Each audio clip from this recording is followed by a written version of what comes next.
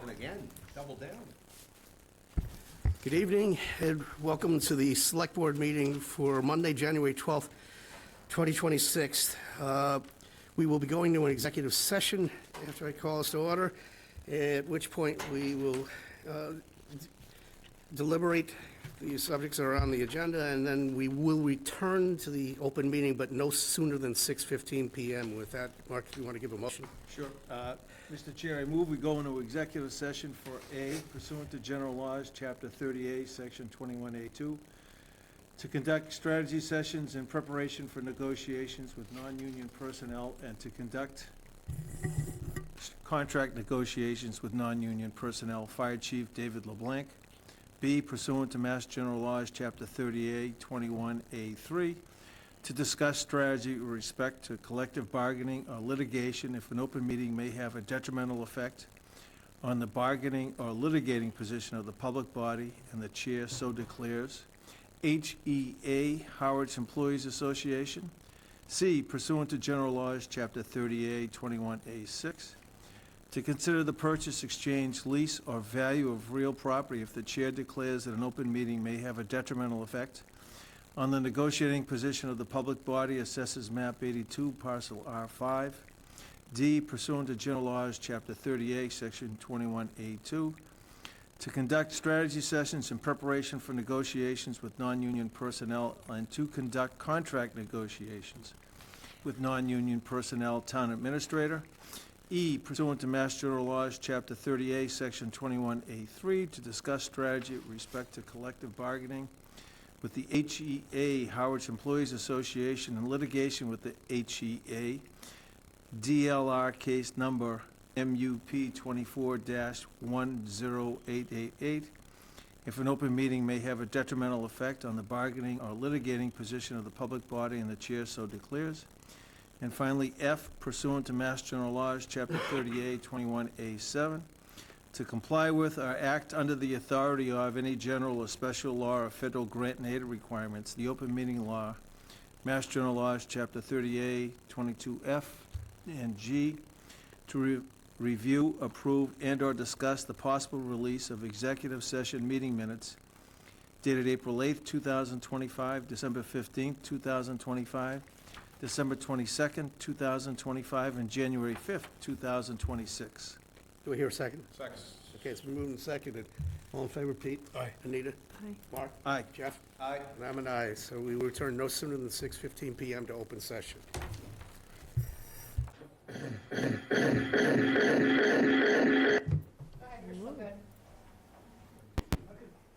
1990s grunge. Yeah.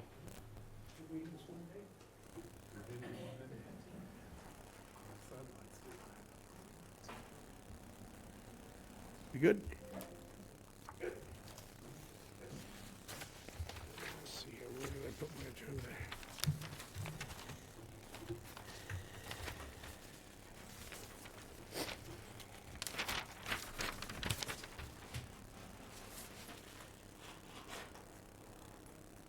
All right, I'm going to call the meeting back to order for the Select Board meeting of Monday, January 12th, 2026.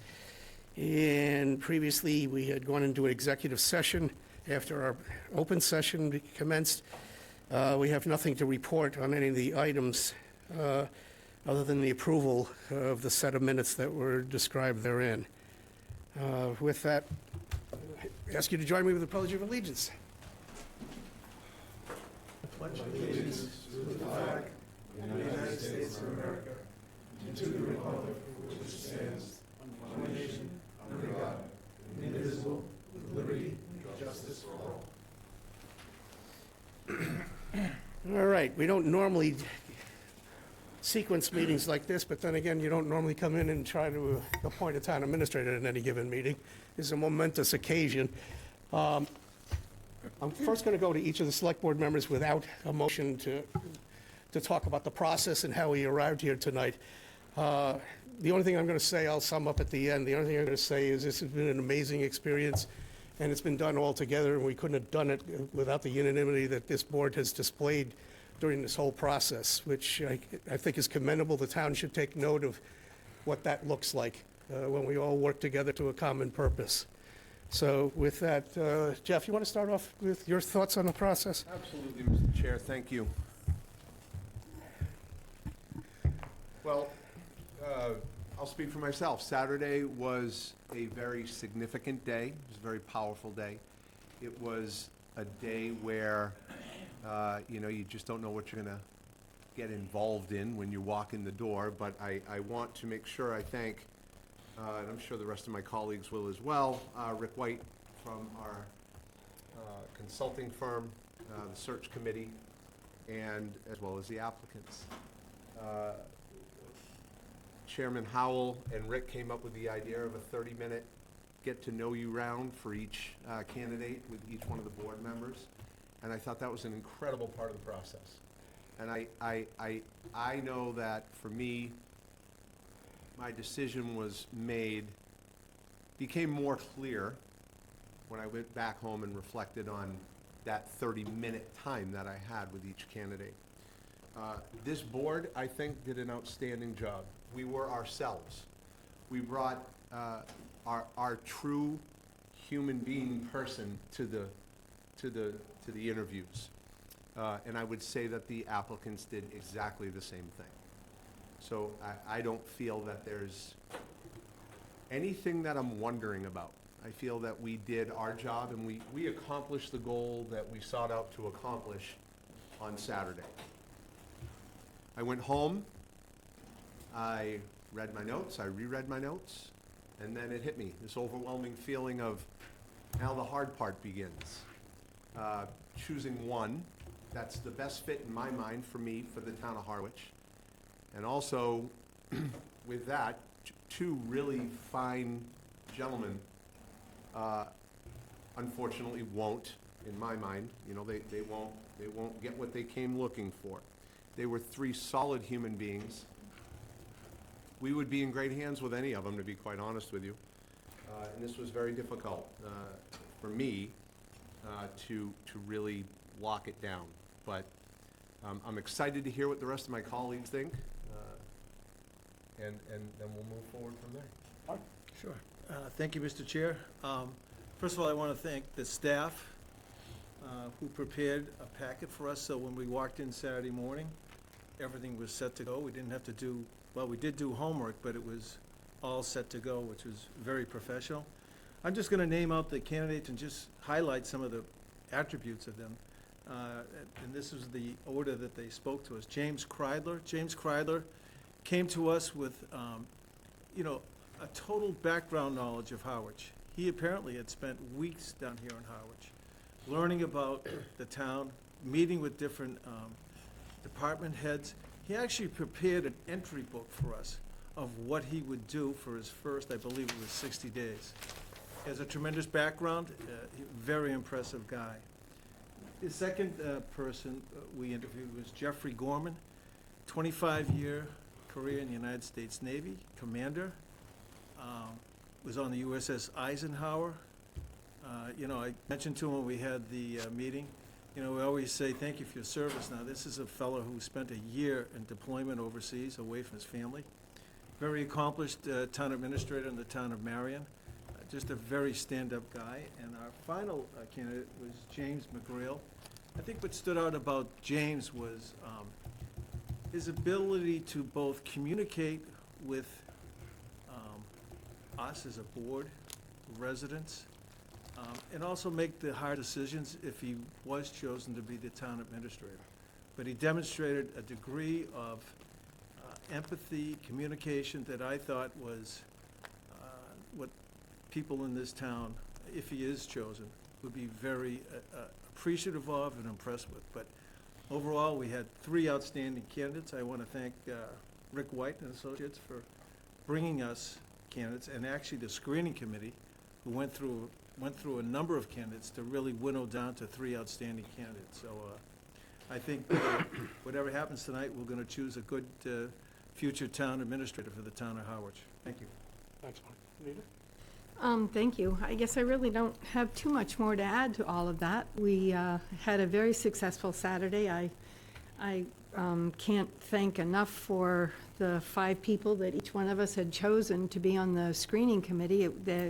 To my understanding, that screening committee worked very well together to bring us the 3 candidates that we had to come before us on Saturday. The one-on-one for the half an hour time that we each had with each one of them was quite valuable.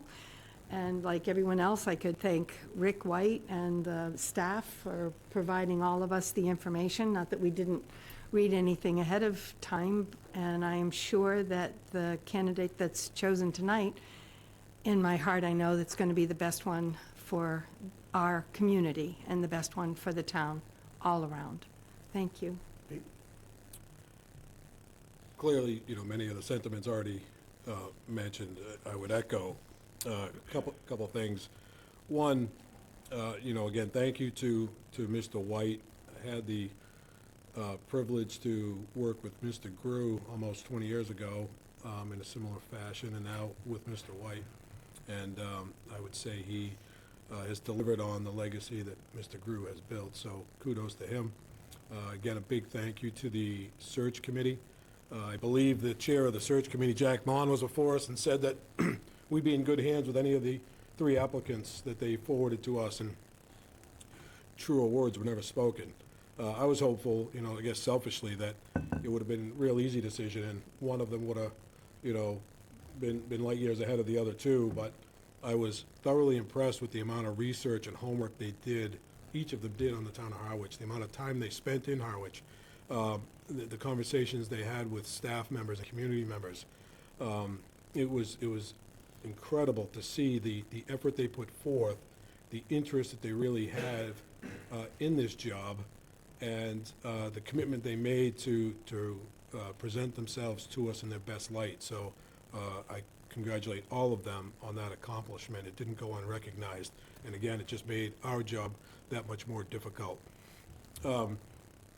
I'll touch on one other thing that we often hear about, and I don't disagree with the sentiment, but nonetheless, there's a process in which you get there.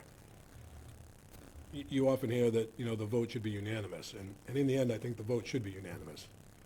However, I don't think the first round of voting has to be unanimous, and I don't think it's a slight on the individual that eventually gets offered the position. As we just said, we have a lot of belief in all of them, but we may have a different opinion how we get there. So again, I don't want the individuals that either gets the job who doesn't get a unanimous vote to feel slighted, and I don't want the other 2, although much more difficult, who don't get the offer to be slighted. This was extremely difficult decision. To Jeff's point, we poured over our notes this weekend. I don't know how actually we're sitting here tonight, if anybody paid attention to that meeting with all the coughing and wheezing that was going on. The 3 candidates probably aren't even around anymore, but God help us all. So you all may want to get quarantined after this meeting. But, Except for the home audience. Right. But with all that said, like I mentioned, 3 outstanding candidates. I look forward to hearing what my colleagues have to say in the end, and I look forward to working with the new town administrator, because I believe that out of these 3 individuals, we'll have the right person in place. And if I might indulge myself for a second here, it's, without varnishing over everything, we haven't always had our finest hours in this room, through the years. I've been involved in town governance for one way or another for over 25 years. I have to say that this was the most inspirational experience that I've seen us go through. We worked together.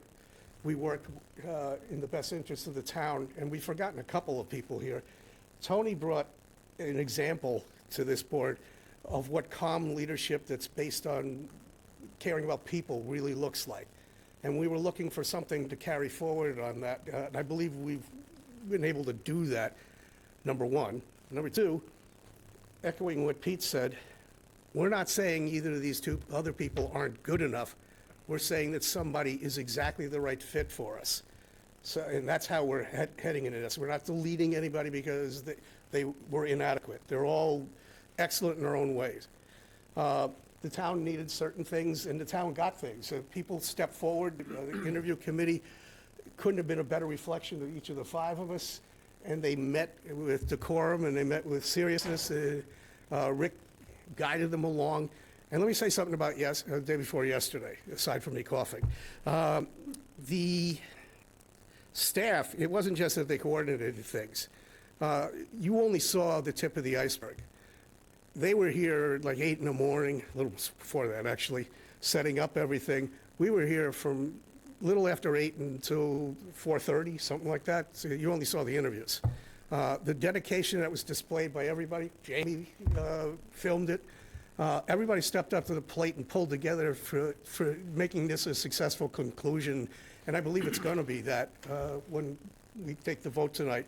Don't know whether it's going to be 5-0 or 4-1, doesn't really matter. The process itself worked. Everybody dug in and tried to do what they thought was the best for Harwich. And I said originally, based on when we're doing this after the pledge, we don't get to do this often, nor should we do this often if we do it right. So this is a kind of an amazing milestone for the town. So with that, I'd like to acknowledge Jeff so that he can make a motion on behalf of the board. Thank you, Mr. Chair. And I'm just going to add one thing. I think we need not to forget the town of Harwich. We had 25-plus applicants who wanted to work in this town. To me, that speaks volumes of who we are as a community and how we do business. So I just wanted to make sure that we thank the town of Harwich as well. So with that, Mr. Chair, I'd like to make a motion. I move that we appoint Mr. James J. McGrail to the position of Town Administrator, subject to the successful negotiation with Board Member Piekarski. Second. Any further discussion relative to that? All right, I'm going to do this by polling the board so that everybody gets a chance to actually say their vote out loud. Jeff? Aye. Mark? Aye. Anita? Aye. Pete? Aye. And I'm an aye. He's been unanimously selected. And I'm grateful, and I'm sure the rest of the board is, that Pete has agreed to take on the responsibility of consummate the negotiations so we can get to the point of the appointment and have him sitting here. So, My apologies in advance, Mr. McGrail. Well, he has no idea what he's getting into. could have been worse, could have been me. In any event, let's move on then. Joyous occasion here. Staff comments and announcements.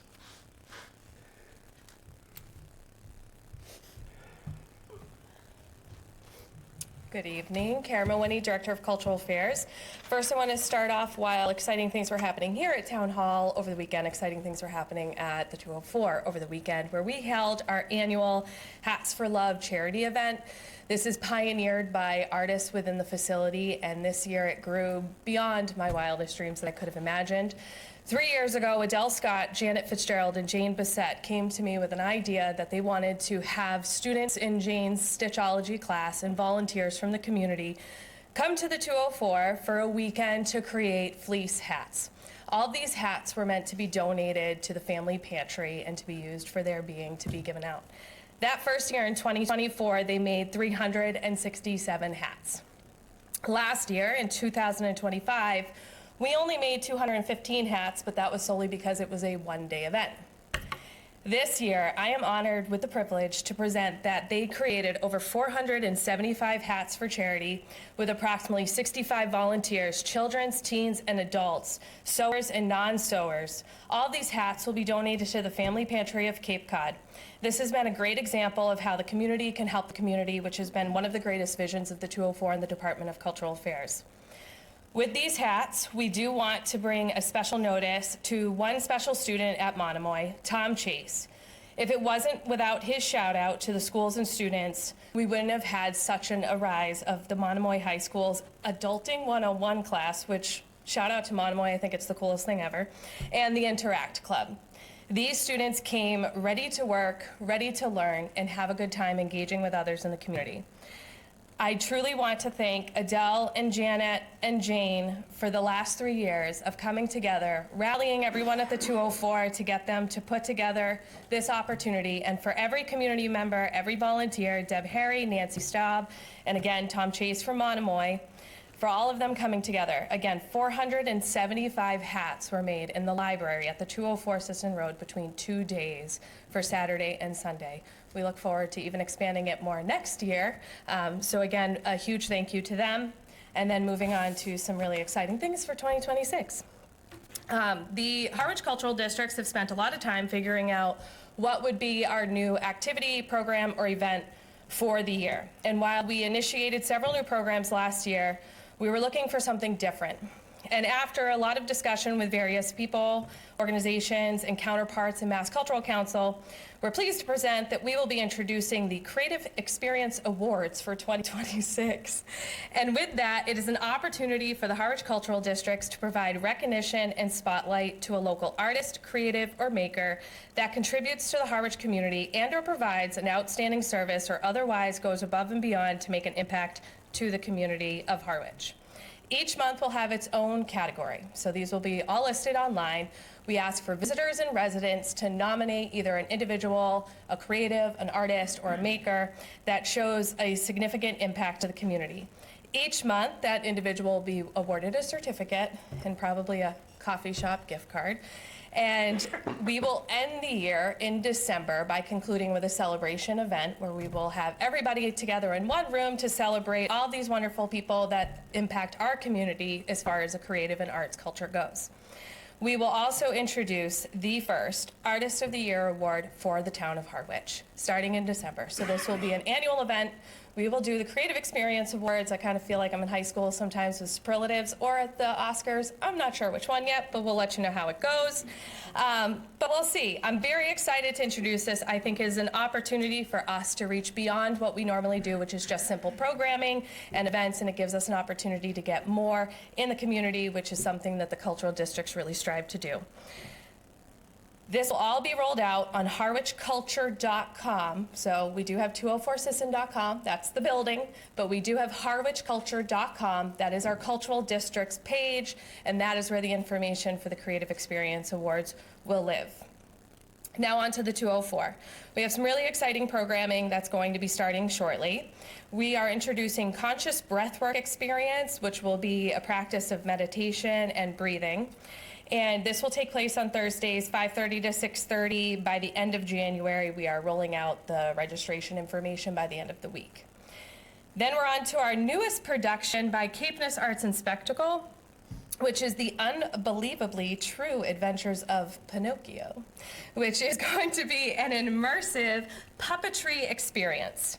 It is a 70-minute production filled with multimedia, puppetry, and mask work for a driven theatrical experience that blends movement, shadow, and sound design.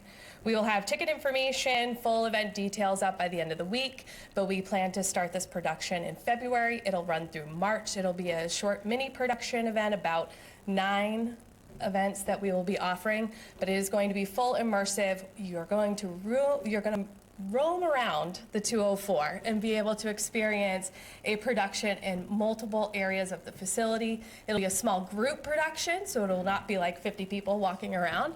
It's going to be a small group, about 20 or less individuals that get to experience a kind of one-on-one theater experience. So we're very excited for that. Then we'll be welcoming a needle felting workshop on February 21st with Nettie Berkeley. We are bringing back China to Appalachia for a concert on February 28th at 7 p.m. And then as we like to look ahead to spring and flowers blossoming, I will say that in April, we will be welcoming the Tommy Dorsey Orchestra on Monday, April 13th for 2 shows.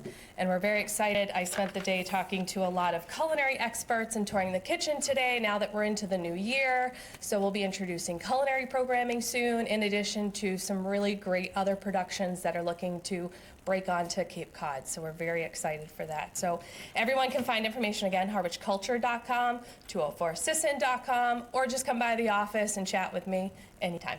Thank you so much. Thank you. Any other staff? Richard? Good evening, Mr. Chairman, and members of the board. Congratulations on your choice of Mr. McGrill. I think he'll be a great addition to the town of Harwich.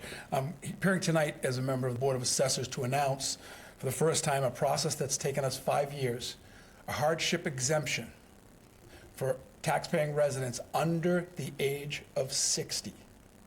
This follows up on our exemption, or our residential tax discussion last November, we petitioned the General Court of Massachusetts to do a local option to offer a hardship exemption. It was not allowed under the state in the past. We got positive results. We got it passed by the legislature. We got it signed by the governor. And we today, at the assessors meeting, approved criteria that we will start offering a hardship exemption for members of this community who are under the age of 60 with a $1,000 tax credit starting in fiscal 27. I know we're not supposed to comment, but great news. Emily? Good evening, Emily Mitchell, Town Clerk. I'm excited to be here to announce that we are releasing nomination papers for the 2026 annual town election, tentatively next week. I'll get to the tentative in just a moment. But I wanted to run through the offices that will appear on the 2026 annual town election ballot. Election day is scheduled for May 19th, a Tuesday, 2026. So the offices to appear, there are 2 vacancies for Select Board, and that is a 3-year term. There are going to be 2 different seats for the Monomoy Regional School Committee. So the standard seats, which are a full 3-year term, we have 2 vacancies for that seat. And then there will also be a 1-year vacancy to reflect the unexpired term of Bree Rose. So that'll be a 1-year seat. You folks and the Harwich members of the school committee will appoint a temporary member who will serve until election day. That person, assuming they are a registered Harwich voter, is eligible to run for the unexpired seat, but the office will appear on the ballot. We have 2 seats on the Water Wastewater Commission, which is also a 3-year term. 2 seats on the Brooks Free Library Board of Trustees, also a 3-year term. And 1 seat on the Harwich Housing Authority. That's our outlier term. That's a 5-year term. Just to give a quick snapshot of the dates for any folks who are interested in running for office. So I mentioned we are tentatively planning to release nomination papers next week on Tuesday, January 20th. It's a tentative date because our statewide voter registration database is in process of being overhauled at the state level.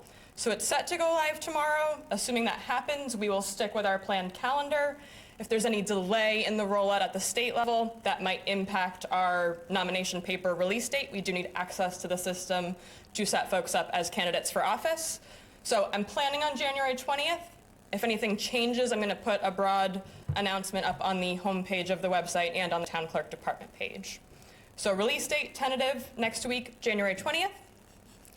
Folks who are interested in running will need to pick up nomination papers no later than Friday, March 27th.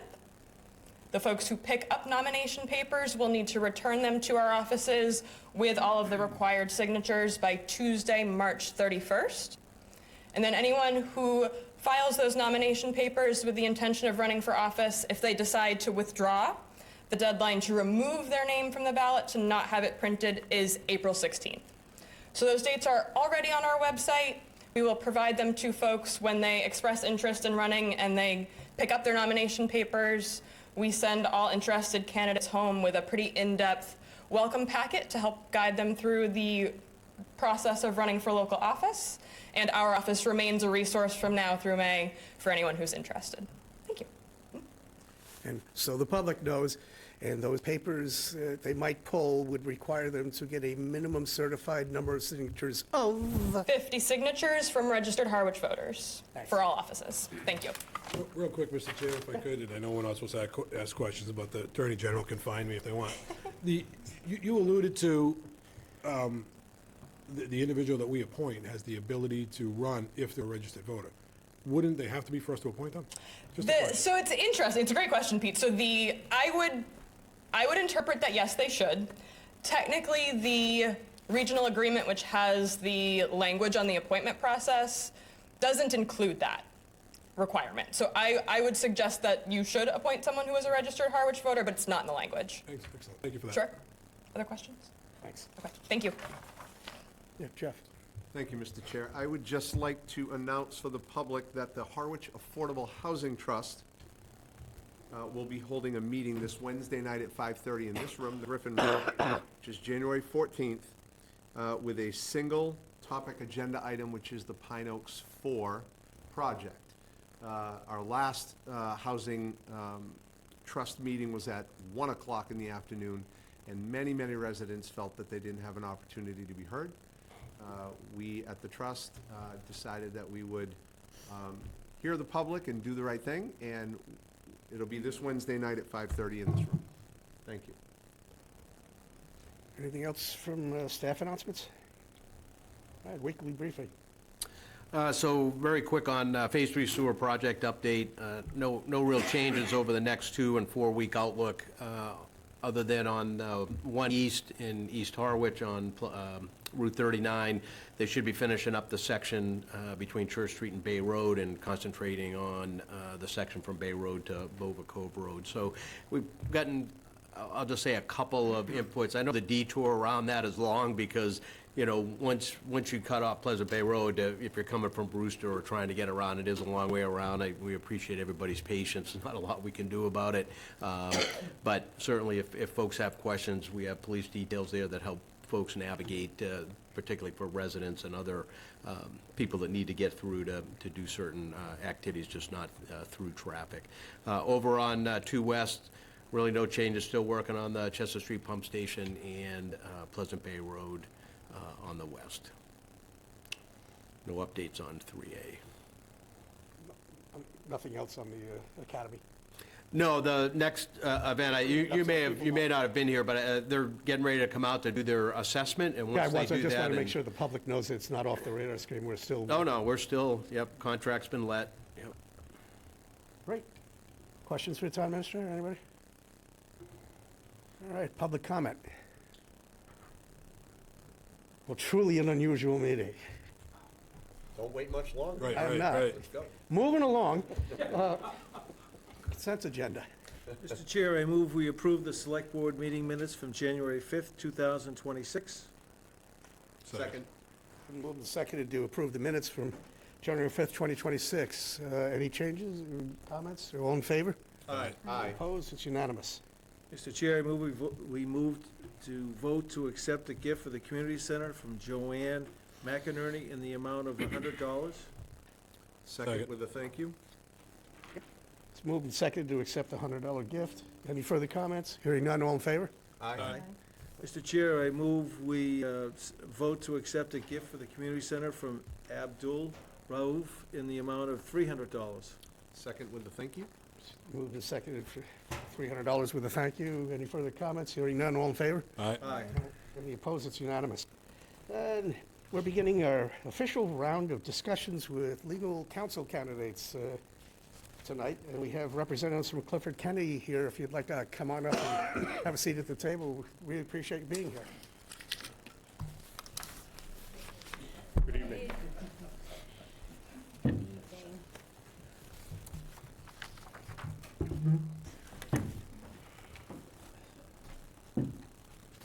My name is John Clifford, one of the founding partners of Clifford and Kenny. With me is Caitlin Morey, one of our partners, and Jamie Kenny, the other founding partner. We appreciate the opportunity to be here this evening. Rich Messina, one of our other partners, was supposed to be here, but Rich has young children who apparently bring everything home from daycare, and Rich is ill this Oh, evening. he could have brought it here. We've got it already. So. No need. No need. I've already taken care of that. We really appreciate the opportunity to come here and speak with you folks. I actually was a town administrator for 13 years and went into private practice in 2007, representing cities and towns. I went into partnership with Jamie Kenny in 2013, and since then, we've grown the practice demonstrably, and as our package indicated, we're in about 40 cities and towns all over Massachusetts, including several in the Cape area. When I was a town administrator, one of the things that drove me crazy about lawyers was when you'd call a lawyer and ask a question, and they said, well, you could do this, or you could do that, and they kind of gave you all sides of an issue without giving you any clear guidance. I decided what I wanted to be was an attorney that would give people clear, practical guidance, and that's really what Jamie and I, that was our shared vision. And we think that's a difference between what other firms in municipal government offer their clients. Almost all of our clients are municipal labor and employment, right? We're general counsel in a few places, but really most of our business, most of our focus is labor and employment. And we really pride ourselves on access and giving our clients support. Your town government is a 24/7 operation. You need people who are willing to respond nights, weekends, or respond quickly when problems arise. And we have a demonstrated track record of doing that. With that, I'll turn it over to my partner. Sure, thank you, and thanks again for having us in tonight. You know, I want to say congratulations also on the new town administrator. That's an exciting time. That's amazing. So congratulations to all of you. As John said, we've really grown this firm to what it is today, and it's because we're different. We've gotten all these additional clients because we are different than the traditional labor firm. We're different than the general town council firm. We really focus our practice on training, on really being of service to not only your leadership, but to all of you and to your boards and committees. We really focus on giving people the tools for success based on best practices and really offering that proactive advice. We want to have problems before they become problems, so to speak. We want to train your leaders in this community. We want to offer them all of the great information that we have. Municipal labor and employment is very complicated. And HR in a municipal setting is very complicated. You're working for an organization, as you all know, where we have appointed officials, elected officials. We have all sorts of stakeholders in these organizations that have positions of power, and how that interacts and intersects under the laws in Massachusetts, it's highly complicated. Our police and fire departments, even specifically, as you all probably know, we have very specific laws around, you know, just for example, police and fire injury cases. These issues that are HR facing, they can be budget busters if they are not handled correctly and appropriately, and we really want folks to call us and to access us and to have the information that they need to make before the toothpaste is out of the tube. Because as we know, you can't slam that toothpaste back in. So we want to talk through and really make sure that we're giving folks what they need before something becomes a potential legal issue, because that's what busts your budget. We don't want to have litigation for you all. We want to make sure that we're being cost effective for you, because as we know, we're not a private organization. We have a limited amount of resources in the municipal setting, and we pride ourselves on having, you know, making sure that we're not going over your legal budget, and that we're utilizing the money that you've set aside to be used most effectively for you in terms of liability for your organization. And the way that we cut liability is to do these trainings and give people information so that they know where the boundaries are, so that they're not inadvertently crossing into an area where potential legal liability could attach. And so, you know, we do supervising in a unionized environment. We offer all sorts of de-escalation trainings. We offer all these trainings to all of your municipal officials and stakeholders to reduce that liability on the front end. And that's really what sets us apart, I think, from different organizations and firms. I was a union worker, so I represented workers for the first 7 years of my career all over New England. I could be in a prison in Maine on a Monday, an airport in Vermont on a Tuesday, and I represented many Cape workers. I represented state workers that were on the Cape. I represented different municipal workers throughout the Cape. The Cape is different, the workforce is different, the culture is different, and we really know the Cape, and in my estimation, we're not a Boston firm.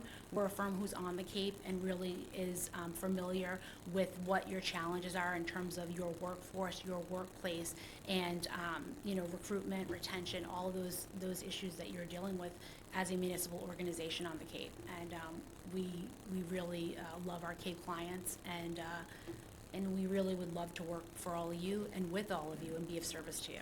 So I'll turn it over to Caitlin. Thanks.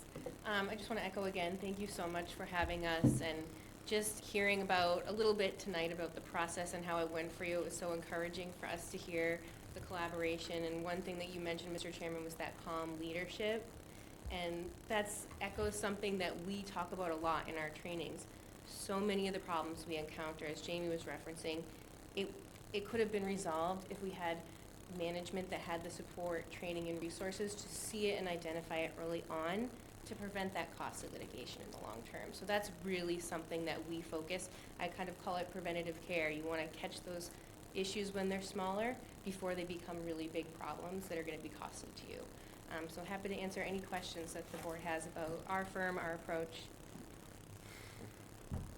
Somehow. Truly is a clean sheet of paper.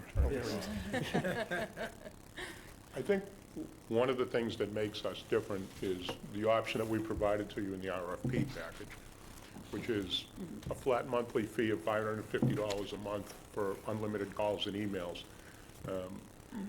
We know, as well as you folks, what a difficult financial time we're going to be facing next year, the year after. We're heading into difficult fiscal times. And board members, town administrators don't want to look at the legal bills, say quarter hour for this, quarter hour for that. By building in a flat fee, that encourages your police chief, your fire chief, the head of your DPW, especially your town administrator, your HR people, to call us when a problem first comes to their notice, and then we talk it through. How do we solve that problem? We have stolen one of Tony's phrases from our experience with him many years ago, chair flying. So we sit down and we walk through the entire problem, and then we talk through a solution. And we'll draft notices for the employees, but they can call us or email us without worrying about seeing a quarter hour, half hour on the bill. Again, the biggest budget buster for you folks is litigation. Once it goes into litigation, then you lose control over it, all right? We help clients avoid litigation. That's the thrust. That's the real focus of our firm. And as John said, it's really that fear that we see. We see municipal leaders being in fear of having that on the bill, not only because it's costing the town, but also because they don't want to be perceived as not knowing everything, which nobody knows everything, right? So that's why we really want to reduce that fear and make it really comfortable for them to call us. And it might be a short call, it might be a longer call, but at least we've touched base and we kind of know that there's an issue brewing, so that if we see a red flag coming, that we can kind of say, you know, this is what we see and this is how it could go, and really talk through it. And I think that was one of the phrases that Tony calls chair flying, but I was doing that with him, and he's like, oh, you're chair flying me. And I'm like, no, we're, you know, because we're going to break it down and we're going to talk through how we're going to handle this. And then he explained to me that that is what chair flying is. So we've used that now with other folks and said, you know, this is what we call chair flying. But it really is just talking through that problem, because also, as somebody who represented employees, what a manager says and what an employee hears are often two different things. So intent and impact sometimes in the workplace are two different things.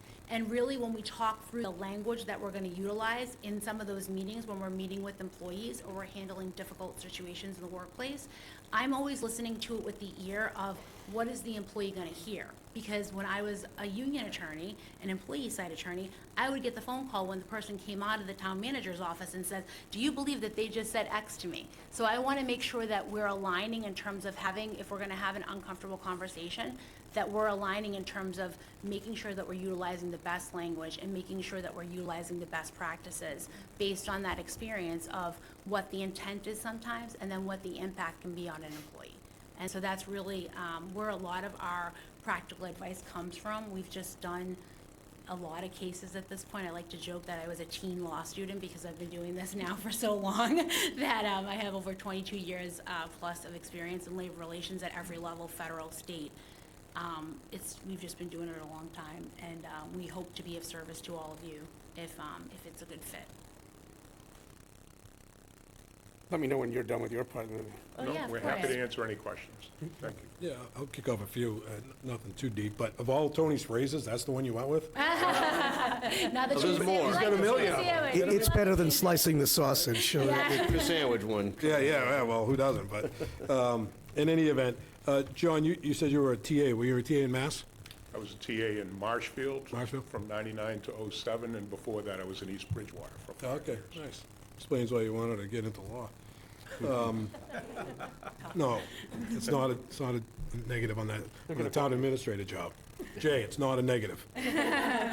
How many municipalities do you currently represent? About 40. About 40? Yeah. And across Massachusetts, or do you Correct. branch out beyond Mass? No, we're only Just Mass? Massachusetts. All right. We have private sector clients that are beyond Massachusetts, but Massachusetts for municipal. All right. If we were to select you folks, how do you get to know us? So really, we try, when we onboard a new client, we like to have these listening sessions and where we come out to the organization and we meet with people and we really get boots on the ground. And we've onboarded so many municipalities now that we do have it kind of down to a bit of a science in terms of like, we have these office hours where people come in and they'll rotate in and out and have time with us. And then we'll identify a plan for you. So, you know, we'll look at your scaffolding, your policies, your procedures, your training protocols, your collective bargaining agreement, and we'll come up with a holistic plan based on where you are, because as we've had to onboard 40 different municipalities, we meet you where you are. So we're gonna look at all of those things that we know are good practices, and then we're gonna set up a plan that's distinct to you in terms of what you need for your organization. It's really tailored, and it's been different really every time. Generally, nobody calls us when they're having a good day. Nobody usually calls us when they usually don't change labor councils when things are going great. So we do tend to come in some difficult circumstances a lot of times when we're being hired as council. But we're gonna meet you where you're at. And we're gonna work with whoever you have as existing council. Because again, we've done this now so many times. We pride ourselves on having an easy, fluid transition, if you're transitioning over, to make sure we look at what makes sense for if something's already, you know, halfway to the end. We don't want you to have to repay a new lawyer to come in on that situation. So we'll talk through what makes sense for cost effectiveness, and then in terms of like any outstanding issues, who should be handling what, but we'll collaborate and we'll meet you. That's really, we don't have a lot of ego, so we're gonna take our cues from all of you. Okay, all right, that's good, thank you. I'm gonna ask just because you brought it up, so you come and you spend a day or two here with us, billable hours? For the initial? Yeah.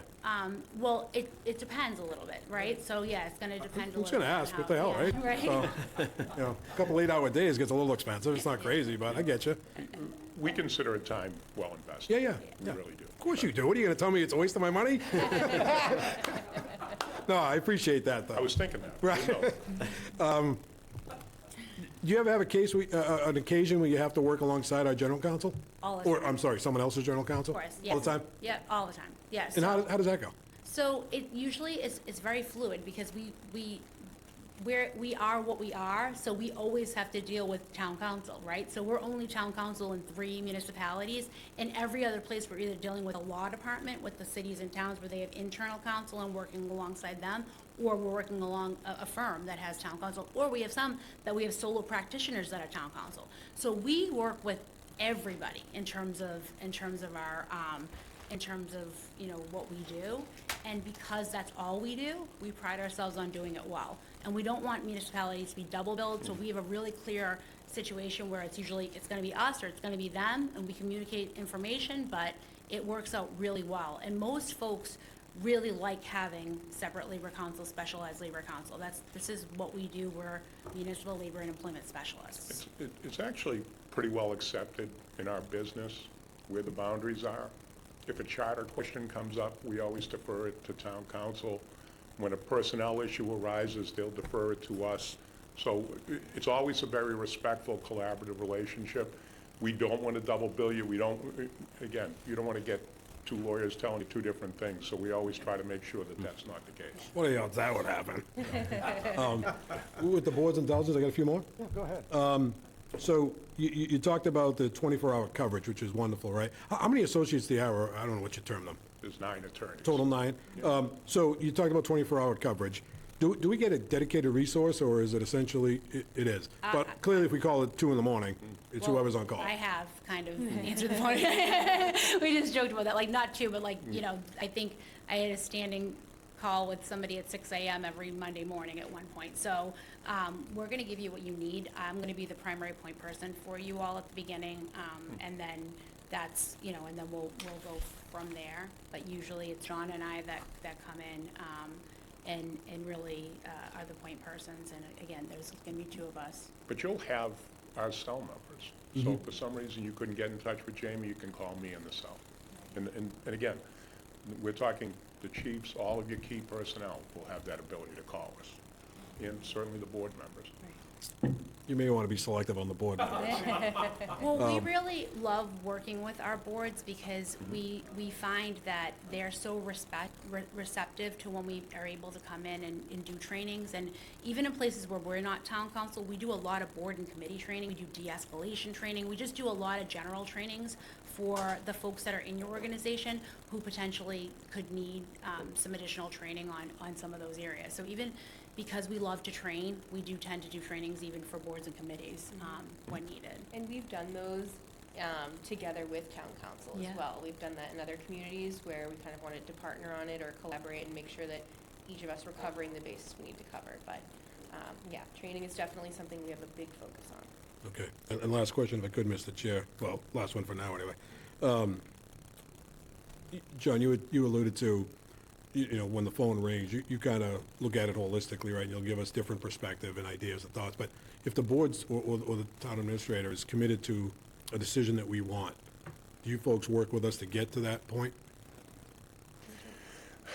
Again, assuming it's within reason, it's all I legal. will say, I will say one of the things that we take it as a point of pride. If we think you're making a bad decision, we're gonna tell you. Okay, All right, we're not going to just say, you know, here's a way to do it, or we're not going to agree. Candidly, that's not been our experience with other people in this business.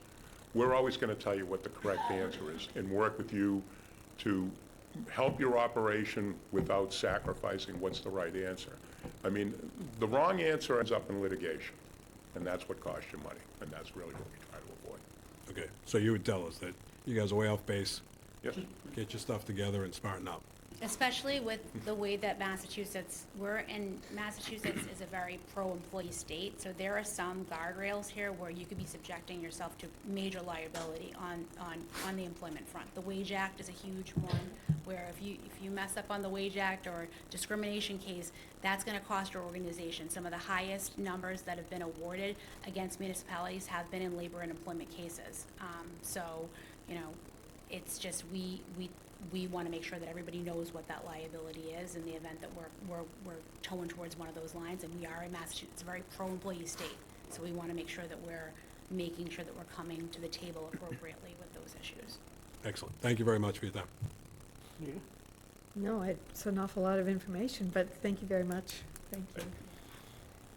Jeff? Thank you, Mr. Chair, and thank you all for being here. Really appreciate it. Can you tell me a little bit more about the trainings for the employees of the town of Harwich that you spoke of? Typically, Pete asks most of my questions, so that's, you know, I don't have many, but I like the sound of that because that means to me that you're gonna build a relationship with the town of Harwich's employees and not just its select board or its town administrator. So that rang to me. Can you tell me a little bit more about how it would look, where it happens, how it happens, and of course, how much it costs? So for the trainings, typically how it works is we usually do have 2 people come to do the training because that just helps facilitate best. And it's at. You come to us. Yep, Okay. come Yes. to you. We don't typically, I think you get so much more out of in-person trainings than online, especially in the municipal world where most of your folks are gonna be in person. And it's usually billed at our regular hourly rate. But we recommend that folks are doing annual harassment and discrimination training just to ensure that all employees are receiving that on a regular basis. As Jamie mentioned, those can be some of the, that can be some very costly litigation, so we want to make sure that we are putting employees and especially supervisors on notice of exactly what the rules are and what the expectations of the town are. And one of our favorite, I'll say, trainings to give, we call it's management in a unionized environment. And that's something that we give to leadership in the town and sometimes that assistant level as well. That's something that we created because it didn't exist.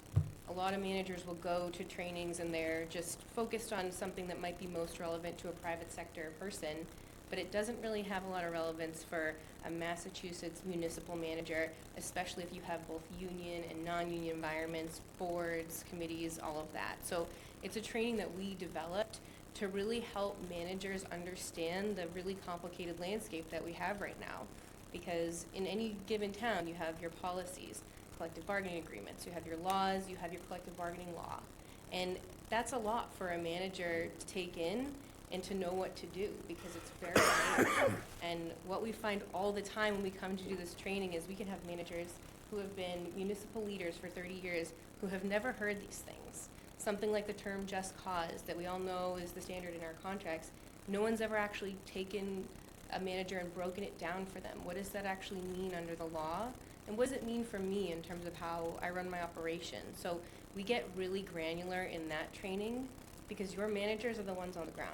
They are the ones seeing the issues, and they have the best ability to prevent them at that lower level, so we really put an emphasis on that. Well, thank you, and I do like that approach. Yeah. That to me makes logical sense. You know, keep our employees who are doing the work all day long up to date on just about everything that they would need to know to be successful. What percentage of your clients take advantage and enjoy the monthly access fee? Almost all of them, There's only a few that don't. yeah. And then they usually switch over. Then they wish they did. And then they, exactly, that's what happens. Sometimes we'll get Okay. appointed, and then within like 3 or 4 months, we'll have the conversation of like, hey, you might want to switch over, you know what I mean? And then usually they do. So usually, even if they don't start with that, that's almost everyone ends up there. And again, like Caitlin said and John said, really we want to have no fear around getting those reps in, because I always say, like, you know, you want to build that relationship, you want to build those reps. We're getting to know you as well, so we know, you know, where maybe some blind spots are, or where there's a deficit where you need to kind of bring somebody a little bit along more, depending on where their level of experience is with municipal leadership. So we really love that. But the trainings, I will say this, and I know we've had the pleasure of working with Mr. McGrill and doing some trainings for him in the town of Middleborough. They brought us in to train their leaders and to do a lot of work with their leadership.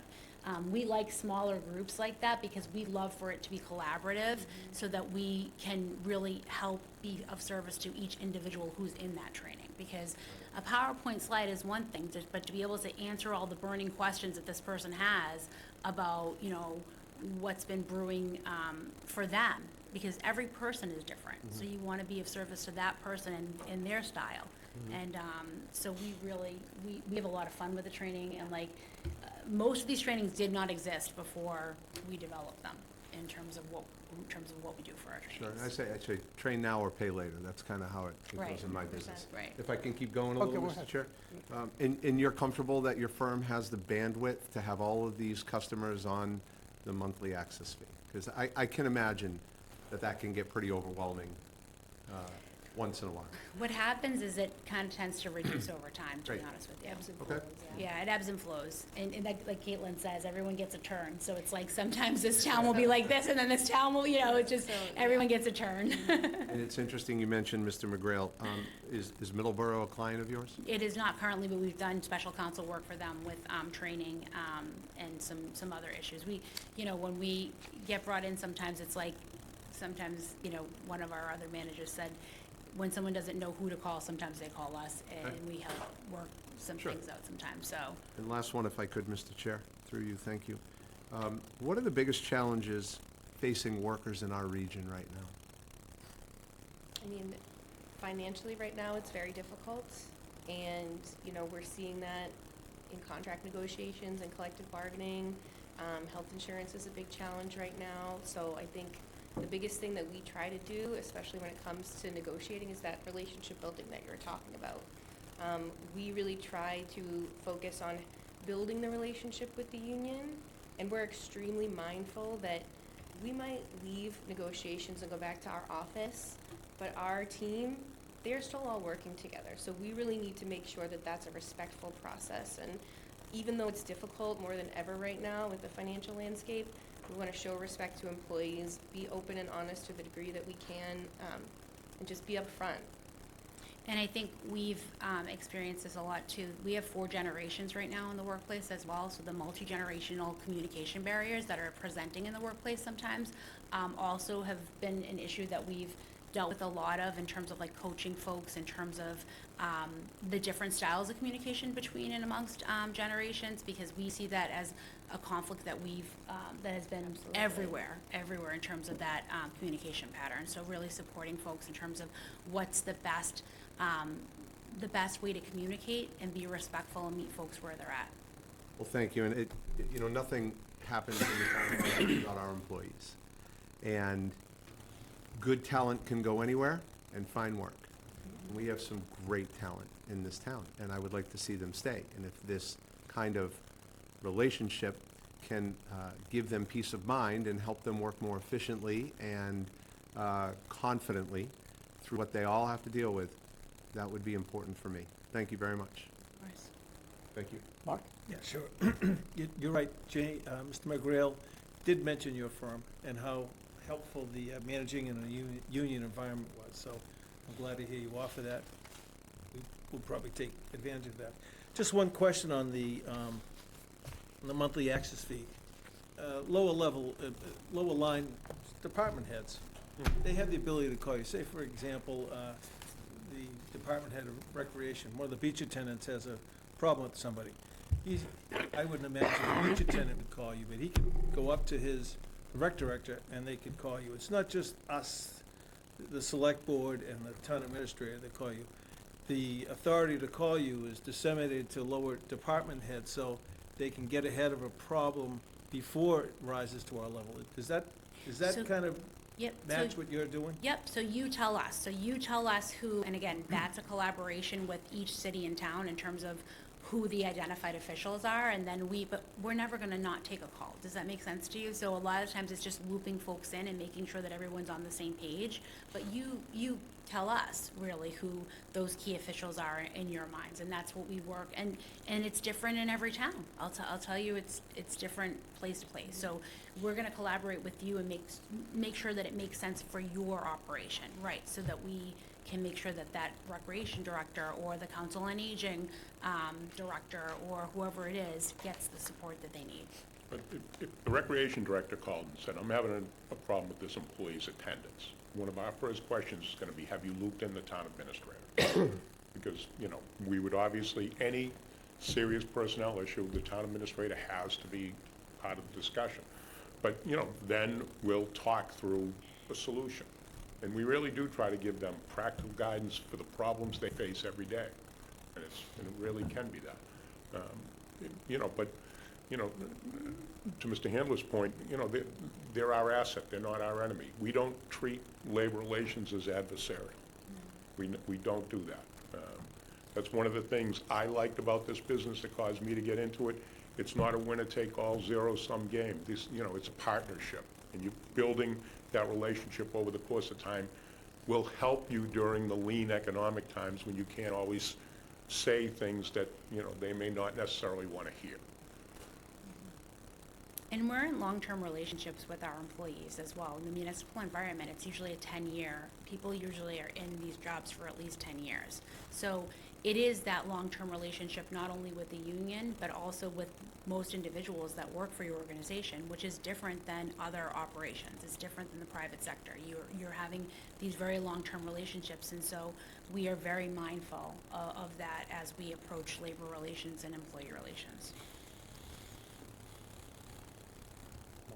Okay. Thank you. Well, from my perspective, most things in life aren't lineal, and as a matter of fact, I have a thing that I say to people that most things everything's about everything else, and they all interact. In that spirit, what hasn't been asked yet, we've got a charter. Town will collapse without its volunteers, so because they do a heck of a lot of work. They're special town employees. What's that interaction look like in relation to, because if it's hierarchical, I see people planting flags like, yeah, but you're an appointee and we're employed representative and we're just appointed. How do you deal with that? Because I know that there are situations where people might interact with a staff person and the initial assumption is, well, you don't work for the town, they do. And that's not true. So how do you handle that? We have developed a good reputation for working with boards and committees. Look, Harwich town government relies on a lot of volunteers just to get the work done. Certainly you rely on your employees to deliver a lot of service, but it's also a lot of volunteers. And those volunteers come with a wide variety of experiences and perspectives, but we work with those boards if they're having an issue with an employee. Now, if let's say that there, you know, there was an issue with the board itself, we would say that's much more of a town council issue. But if it's an issue between an elected or appointed board and one of their employees, we would meet with them and we would guide them in terms of how do you work through that process? How do we make sure that we address the issue? I'm thinking particularly because if you default to the town employee position, you could find yourself in a litigious situation with somebody who's just getting trampled over as an appointee. And not all of these are just the bike trails or something. You've got the chair of the Board of Assessors here, Brendan Lowney's the vice chair of the Housing Trust. You've got people in the back representing finance, the capital outlay. It's really important what those interrelationships are so that the friction doesn't develop into something with the L word in front of it. And your library trustees, your friends of the library, I mean, you have so many, that's what's unique about your workplace, right? So your workplace is all of those folks, right? Because they're all stakeholders in different ways, and their power dynamics and how that intersects with the law is really unique in terms of how we operate. So your workshops reflect that. Correct. Okay, great. And the roles and responsibilities, because we want the board members to know what their roles and responsibilities are as well, and when do they hold power, and when can they make a decision, and when can't they make a decision, so that they have a really clear understanding of what their role is on this board, whether that board is a friend of the library board, library trustee board, or assessor board, depending on what that role is. So we try to really clarify as much as possible roles and responsibilities to make sure that everyone kind of understands. But we also do a lot of like board and committee training so that if there are issues in terms of what they need to make sure that they're fulfilling their role appropriately, that they understand their role. And that helps as well to delineate those roles, because that's what you said. It's like when you start crossing over and people don't know which lane they're in is when problems arise.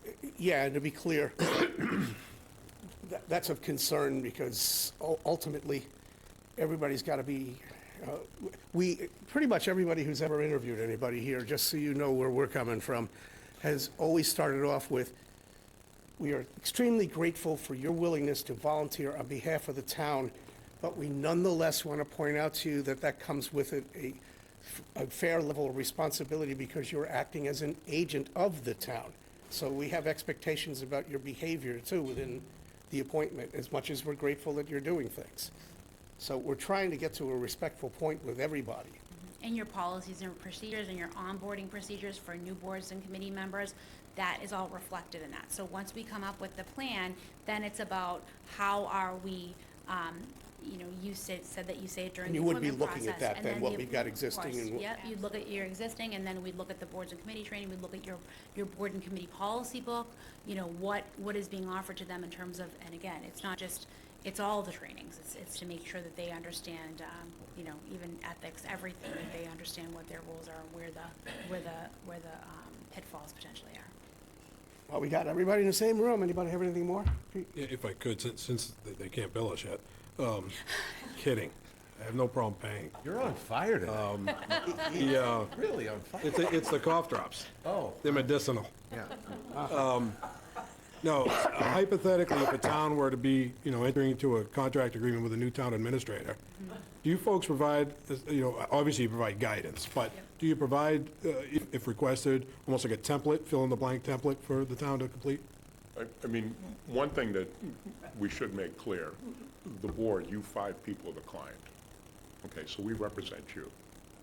Right now, Mansfield just appointed a new town manager this week. I did the contract for that manager. So I do the draft contract, I negotiate with the candidate, and if they have an attorney, I negotiate with them. So we would do that. And over the course of time, we've developed templates that have changed based on real-world issues that have arisen. So we put a lot of time and energy into giving you contract templates that work, that can actually help you avoid problems with. And that contain specific language that's not nebulous, because the draft contract that they'll give you from even the ICMA, it's not great. So we want to make sure that we're protecting your interests as an organization, because this is a hefty contract. A town manager contract for a 3-year contract is a lot of money, and it's a lot of liability for you. So you want to make sure that everything is crystal clear in that contract, and you don't want any ambiguities in terms of what does this mean. And so as someone who's done hundreds of contract interpretation cases in her career, I am always coming in and saying, nobody knows what this means. We need to write this as explicit as possible in terms of what this process is and this protocol is. So that's what we look at all the time. Personal favorite of mine, moral turpitude. No, Try to define that in real word terms. Can't even say it, never Hate mind seeing it define in contract. I don't imagine any of those, of you know, those templates are online. No, kidding. Joking. No, with that said, Mr. Chair, and I hate to put the person on the spot, but I know the town clerk is here who sometimes has interaction. I don't know if she would like to ask any questions? Okay. Even better. Anybody else have anything? All right, so before you leave, this is your opportunity to sum up whatever you'd like to say. I think we really said everything that we need to say. We'd be thrilled, but no hard feelings if not. Right. But we'd be thrilled. Yeah.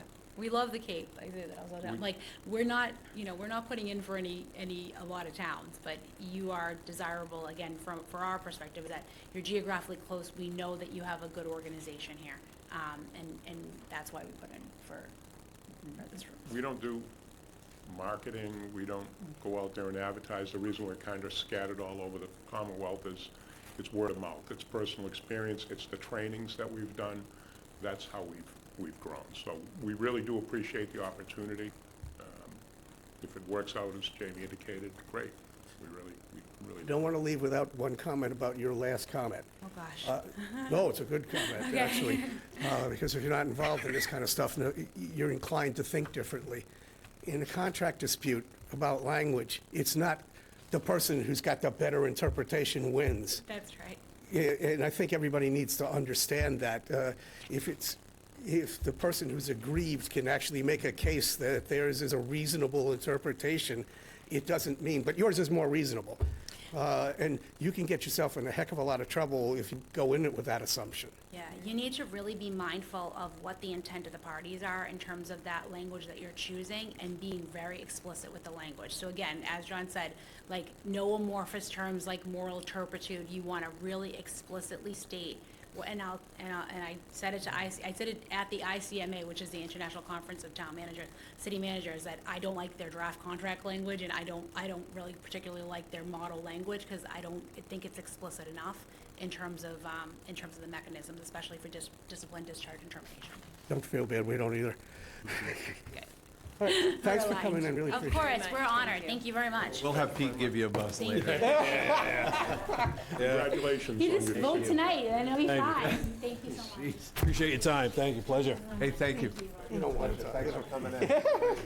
Well, You've already been exposed to I'm the healthy. office. Thank you. Oh, yes, please. Thank you, Caitlin. Pleasure to meet you. Thanks for putting up with it. Appreciate it. Zero, you don't want to do this. Thought you were gonna leave me out if you were. Pleasure. Thanks so much for coming in. Nice to meet you. Thank you. Sorry. No, I need the Purell. Well, all right.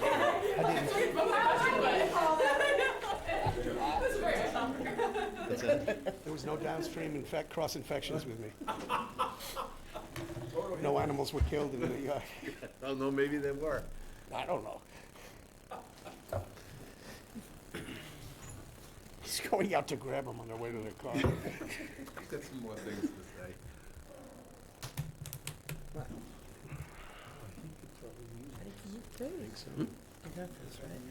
What's that? Yeah, you bet. Even who's on. That's nothing significant, we're just gonna talk about the budget, so everybody's leaving. It's an introduction.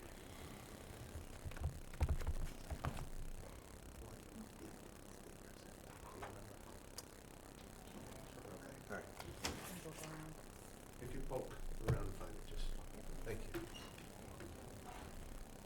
Didn't think we'd miss you, huh?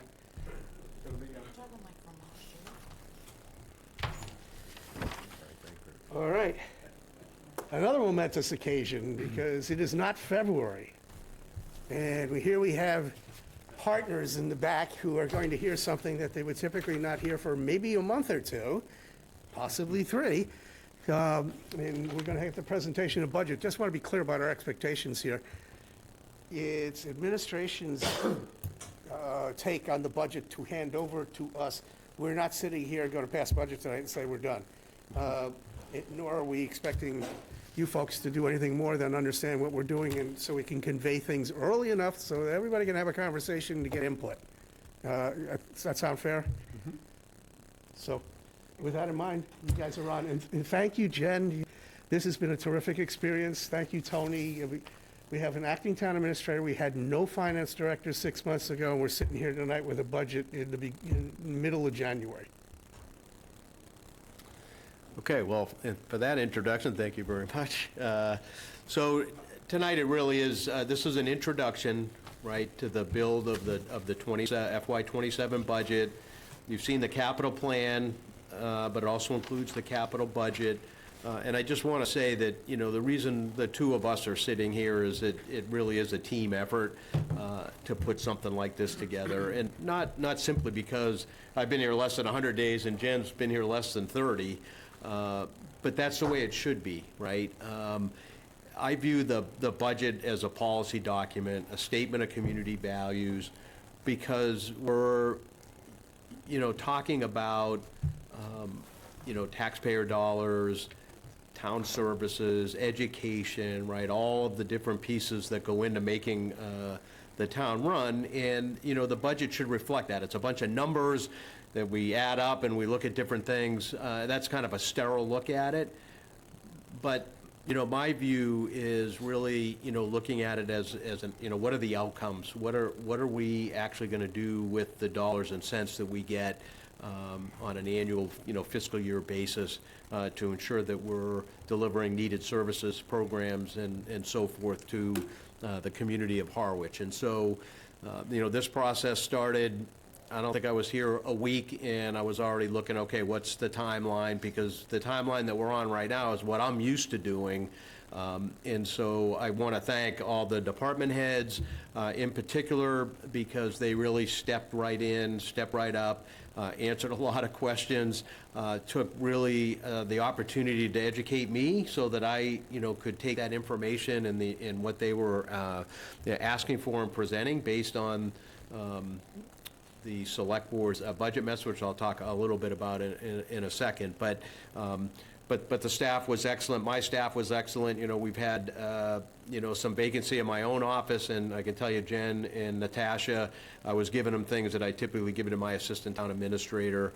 And then when Jen came on board full-time, you know, we just hit the ground running, right? Because that's the way both of us are made up, which I don't know if it's good or bad, but you know, because we think similarly about a lot of things, and so that's been a true pleasure in putting this all together. So again, this is an introduction to the build and the budget right now, and I'll talk about the timeline moving forward to see the board's you know, feelings on how, you know, where we go after you know, after tonight. So as far as the presentation, again, I'll talk a little bit about the process and timeline.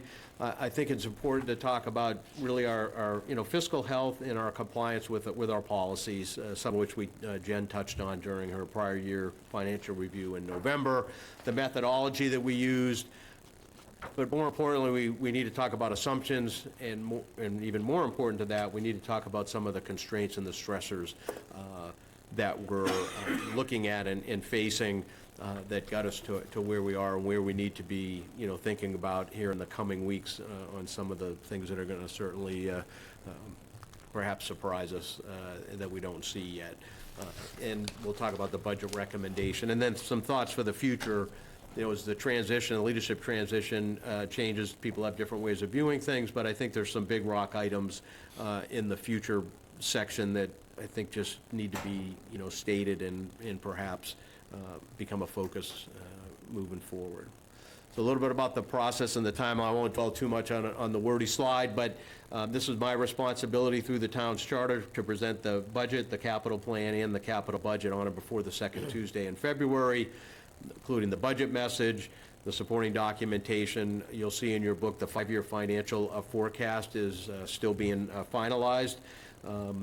And then really it's the select board's budget at that point as the executive branch to take that budget, discuss it, ask questions, make changes as you deem appropriate before you deliver the budget and the associated capital plan and budget to the Finance Committee. And then, obviously, they do their piece of the process. But really, it is the Select Board's budget that goes to town meeting. That is the one that is presented to the town. We did develop a new town meeting, I'll say, tracker timeline with the primary purpose of keeping us focused on the process, making sure we were tracking to a particular timeline and the various milestones that are necessary, and we talk about that on a weekly basis, and that helps us stay focused, but also helps us to present a transparent process to the public on where we're at any given time. Green, yellow, or red, we tell you what, what the deal is on each of those items, and, certainly, this is a wordy slide, and we see it every week, but we've accomplished a lot in a very short amount of time. I'll say the only red thing on the chart right now that I mentioned last week is we're in the process of finalizing the free cash analysis report, which is not necessarily critical for where we are right now, but it will help us in the future for sure. Some upcoming timelines really are the week of the meeting on the 20th, the 26th, and the 2nd of February, at least at this point, allowing for 3 meetings for budget discussion, questions, whatever the board desires there. Right now, we have a placeholder for the board to vote to transfer the budget and the capital plan and the capital budget to the Finance Committee on the 2nd, but by the charter, it's not due to them till later in February if that time is needed. So we shouldn't be rushed by dates on the tracker necessarily, but it helps us to stay focused. All right, so for the FY27 budget, I already did all the thank yous to everybody, and again, appreciate everybody's effort, particularly the staff and department heads in putting this all together. So the desired outcomes for, for this year's budget approach, one was to clarify priorities, and much of that came from the board's delivery to me of the board's budget guidance, which centered around, I'll call it human capital, focusing internal on our employees and staff, continue to provide a high level of service, but through a level service budget. I'll say that our initial direction to the department heads was a level expense, other than those areas that contractually need increases to them, and they took all that to heart and did that exceptionally well. And then sort of refocused on how we looked at capital projects, knowing that we have a significant amount of backlog of capital projects, and to try to stay focused on, really our current assets, and really taking a harder look at our capital plan. And I'll throw it a kudo to the capital committee, capital outlay committee, that was an excellent to work with all of them. That got us through the capital planning process for the next 5 years in FY27 to 31. Also establish accountability, and that's really at all levels. For me, is really about empowering the department heads. It's your department, it's your budget, right? You're accountable for certainly the salary and wage side, but also on the expense side, and ensuring that you maintain visibility on both of those as you go through the year, and monitoring your progress. And we'll talk a little bit, or Jen will, about some of the policy changes that we think are necessary. But really to empower the department heads to really function as department heads and take on that responsibility and be trusted to do that. And so that was part of the process as well in the discussions that I had with them. Next was really providing a framework for analysis so that we can make good data-driven decisions, particularly moving forward. Because if you don't do that, you're sort of, kind of wandering a little bit in space, trying to figure out what direction you want to go in. And so data provides us not necessarily all the answers, but it helps us to ask the right questions. Why is this happening? Why is that happening? Now, I think this go-around, to not change a lot of things, a lot of that was happening with Jen and I in looking at our revenues and some of our history and our data, and it revealed some things to us that, we need to go back and, sort of put a little bit more focus on, that happened, probably due to some of the, I'll say, turnover that's occurred And so the data verification process is something that was really came out of that a little bit, and she's been really diving into a lot of the munis stuff to really to carve out and make sure that our accounting system, which is our book of record, is accurate and correct. So that's an ongoing process. And then it certainly provides us an opportunity to create a system for evaluating our progress as we move forward into the out years. So how do we do? I'll say at this point in time, and it's only a snapshot, it's only good for today, that we have a structurally balanced budget for ongoing operations without the necessary use of free cash. I'll just say that in last year's budget, it could have stood out to me on, I guess it's Article 4, when I saw, $500,000 of free cash, as an influx into the operating budget. And we try to avoid those kind of things, even though I think there may have been a rational reason for that, but still optics-wise, it caught my attention a little bit. But what I say about being structurally balanced today is we know there are still unknowns out there, and I'll get to that in a second, that are going to change, and we're going to have to make some decisions, and we're going to have to look at some things very minutely in terms of making sure we stay balanced as we head towards town meeting. And so part of that was really to take a fresh review of the budget, right, and looking at some things. And so we found some areas, internal savings, if you will, in various areas, particularly in the bigger budget areas, in DPW, police, and fire. So that was a good exercise to go through with them during this process. We stayed, conservative in terms of our revenue estimating, and Jen will talk a little bit more in detail about that. But also with a mind that, we have to be willing to take some managed risk as long as we're, use our collective education, training experience, and all of our knowledge in doing that to make sure we're making good decisions, but at the same time not, swinging too far in the other direction where we're being over-conservative when it's not necessarily necessary based on data. I say probably a key area of this was putting a focus on budgetary flexibility. There were a few areas where you kind of scratch your head and go, why is that in there? Why is that in there? And so we took a hard look at that and making sure that budget flexibility is a key area that rating agencies look at when they give you a rating, is your level of budget flexibility and stuff. And so that was again another focus area. And lastly, I'll mention just in terms of capital.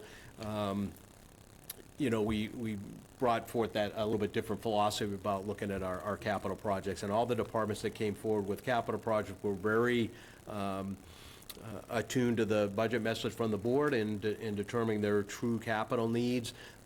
And so I, again, thank them for the work that they did on that. I think it was a key to success when it comes to that. Certainly, I think a focus area needs to be clearing the backlog. And taking, again, another hard look at projects, that may be so latent now. The question is, do we still need to actually do them? So we carved out a few this time, but that's going to need a little deeper dive in assessment.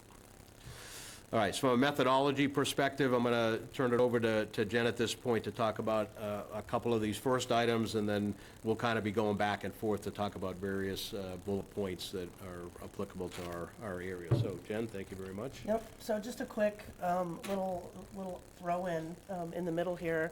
I just wanted to also say how great it's been to work with Tony in this process. Without him, none of this is possible, and being able to hit the ground and move forward to the process where we are today is largely due to his fantastic leadership, friendship, collaboration through this whole process. So I'm grateful for this opportunity, and we'll cherish it for years to come. So first and foremost, I wanted to talk about revenue estimation. It seemed to be a good topic of conversation in the interviews this weekend, talking about how do you estimate revenues? How do you, what's the process? So I think I want to talk, specific to these items a little bit about how the approach Tony and I took, and maybe the way I think about it for future years to kind of give you a better idea. So Proposition 2.5, that's probably something largely that's very straightforward and known. by all of you. For those perhaps that might need a little bit of a better understanding, it limits the amount that we can raise through property taxes. It caps our annual increase on the tax levy to 2.5% plus new growth. And it restricts our overall levy from no more than 2.5% of the community's total property value. New growth, much as that sounds, is an increase in the community's property tax base due to new construction and property improvements and other additions that weren't part of the previous year's tax levy. I will say that I think that this is something that could benefit from a little bit of a different process, a little added kicker, if you will, of, you know, bringing on board the building and the assessing departments to kind of weigh in and say, you know, these are not things that should be as much of a guess as they often are. There's a lot of data that we can draw from to be a little bit more accurate, I should say, in our estimating for new growth. So that's something that I hope to welcome and do more in the future. State aid, I'd love to talk all day long about how, you know, state aid is a big thing. It's not. We talk about that frequently. So our conservative form of estimating in this year's budget is simply to use a level funded approach from last year's until we have more information to gauge. I think Jay thought I was joking. Yeah, any major swing's not gonna be material, so we felt pretty reasonable in that assessment. So local receipts. We'll dive more into the numbers a little bit later, but I think what I want to hammer home on this is that Tony and I really took a deep dive into the historical numbers behind our local receipts. We were conservative, but we weren't overly conservative. We pieced in, to Tony's point, managed risks where we felt they were appropriate, but not in a vacuum. We gave it a heavy sprinkle of our collective experience. These aren't just numbers in boxes. These are things that we gave a considerable amount of consideration, communication, collaboration, and also efforted to follow best practices when we came up with these numbers. We took a measured approach to this budget cycle, and it will continue to be an area that we study and fine-tune in the future. So without, you know, making perfection the enemy of the good, right? That tends to be something for me that I have to remind myself. I'm a perfectionist to a fault. So, you know, we got to the point where we are today, knowing what we know today, but it will be something we continue to work on. Other sources of revenue, these are various areas in which we have incoming revenue. Some of which, one I'll highlight right now. We did take a sort of a deep view of the enterprise fund indirect costs, the way that they've been historically calculated, how the DLS kind of recommends that they're calculated, and again, kind of restructured what we felt those indirect costs should look like now and in the future. Again, I think this is, and I'll talk a little bit more to this later, probably something that deserves a conversation around this having some form of formal annual review and not just being a numbers on a page kind of consistent, this is how we calculate it, you know, in a box. Excuse me. On the expenditure side, we have shared and fixed costs. A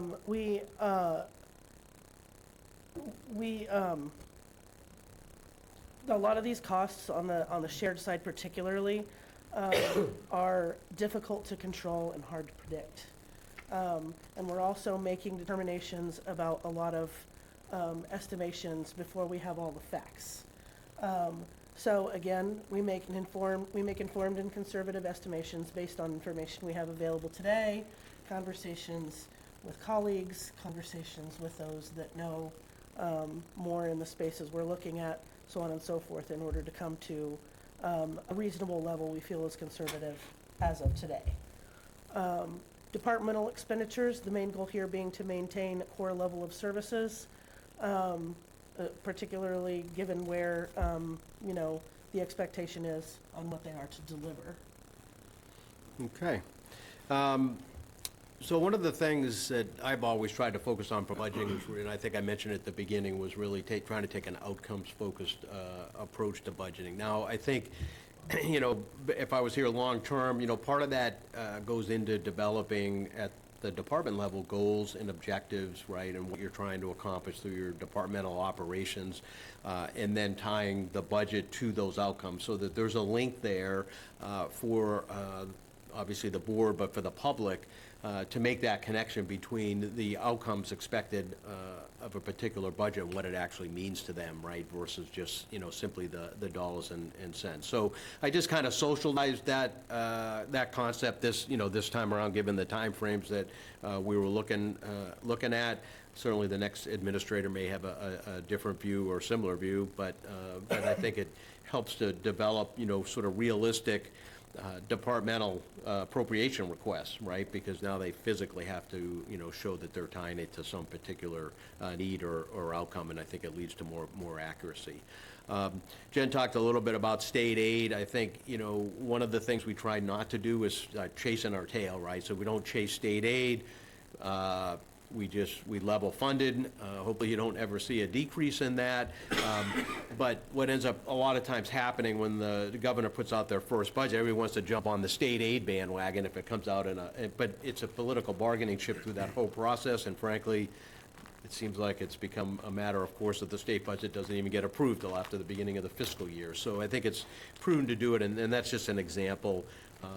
I would say the schools is another example of that, because, it's really early in their process, and, you start putting in early numbers, and it just really can create a lot of angst and things like that before we've actually had a chance to have that discussion.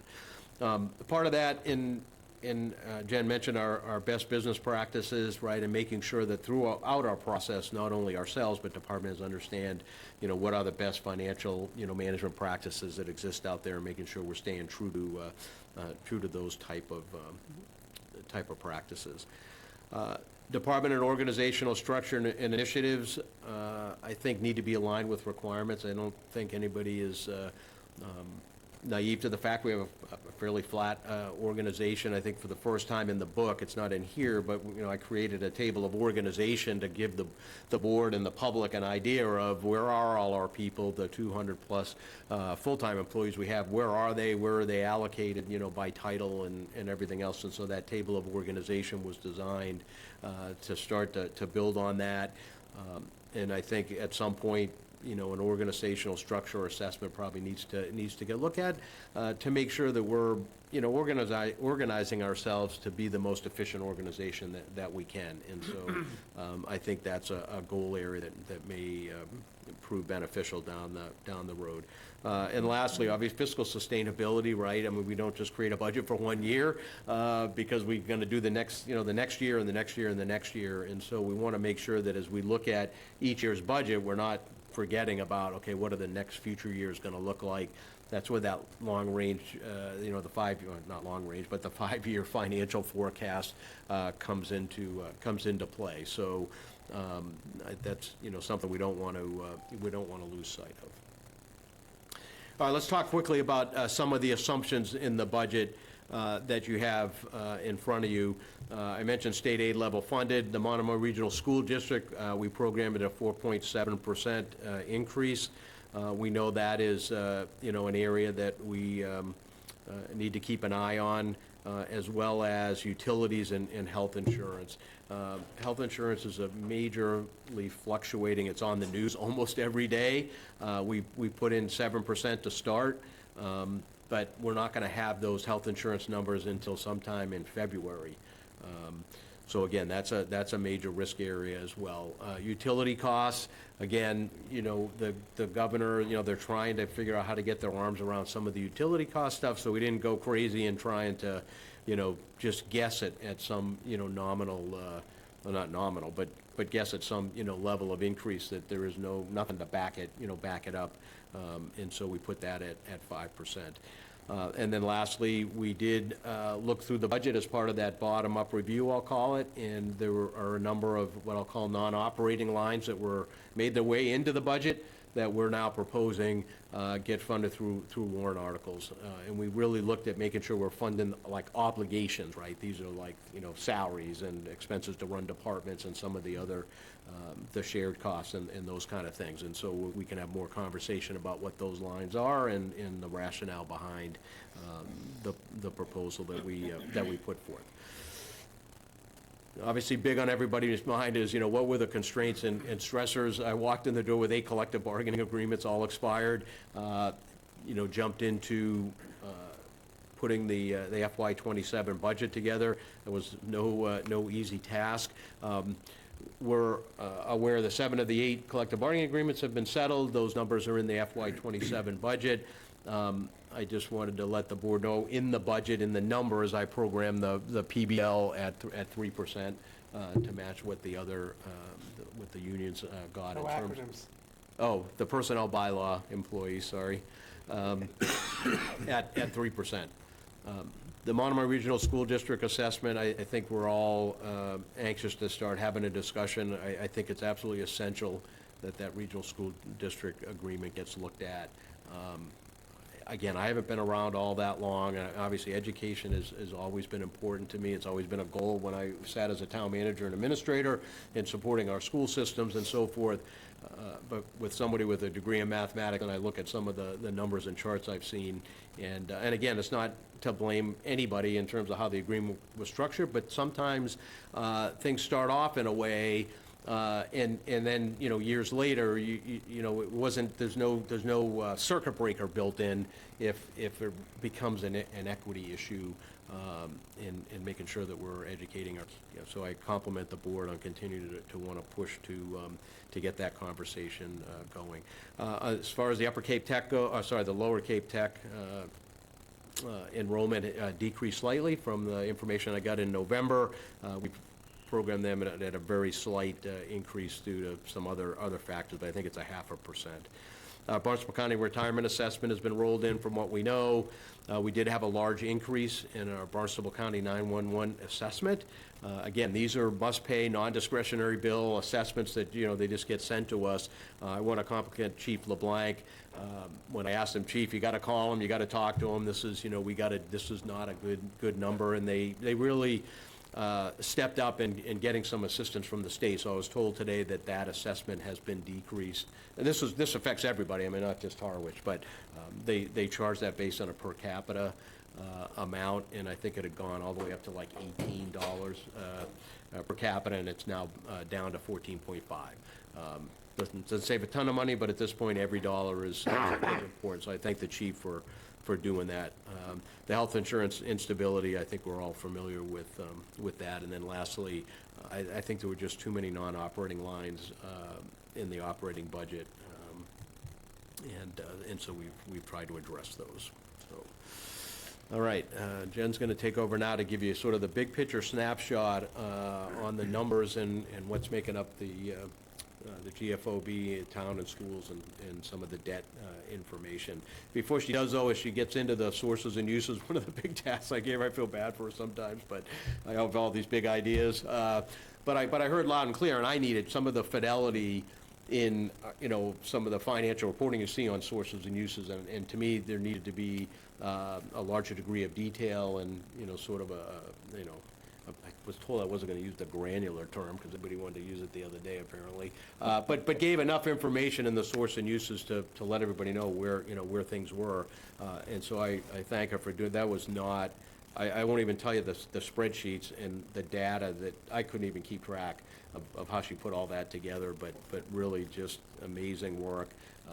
So hopefully, the document that you have, and appreciate the work that went into that. So. Well, and to that point, just a little bit before I get into this slide, there has been some complications, and I've been very open with Tony, and he's very acutely aware of this, like with some of the past information that's available to me to be able to see, how things have happened before I was in this seat, to be able to, understand exactly where and how things happened, has been less than ideal, I'll say. And so while I hope that I'm presenting you always with accurate data, I will say that largely my attention in this process was very specifically more focused on fiscal year '27 than on what I was putting in here for fiscal '26.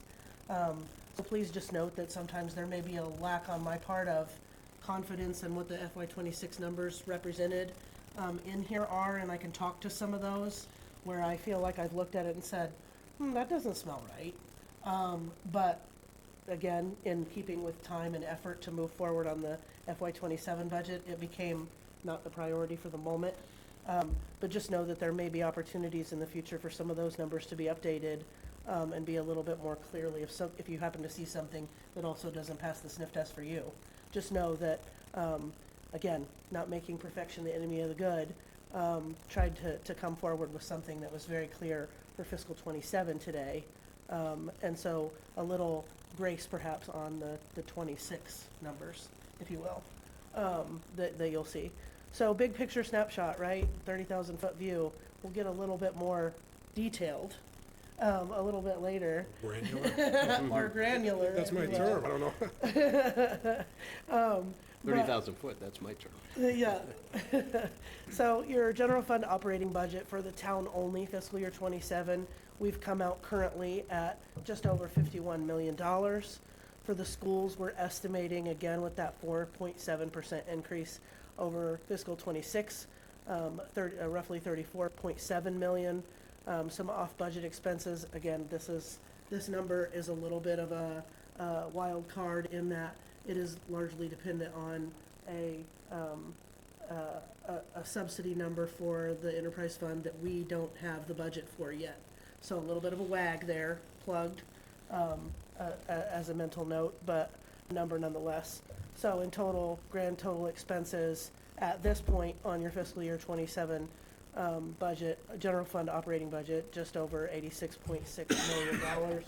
That represents roughly, again, with the forgiveness for the fiscal year '26 numbers, 4.5% increase over fiscal '26.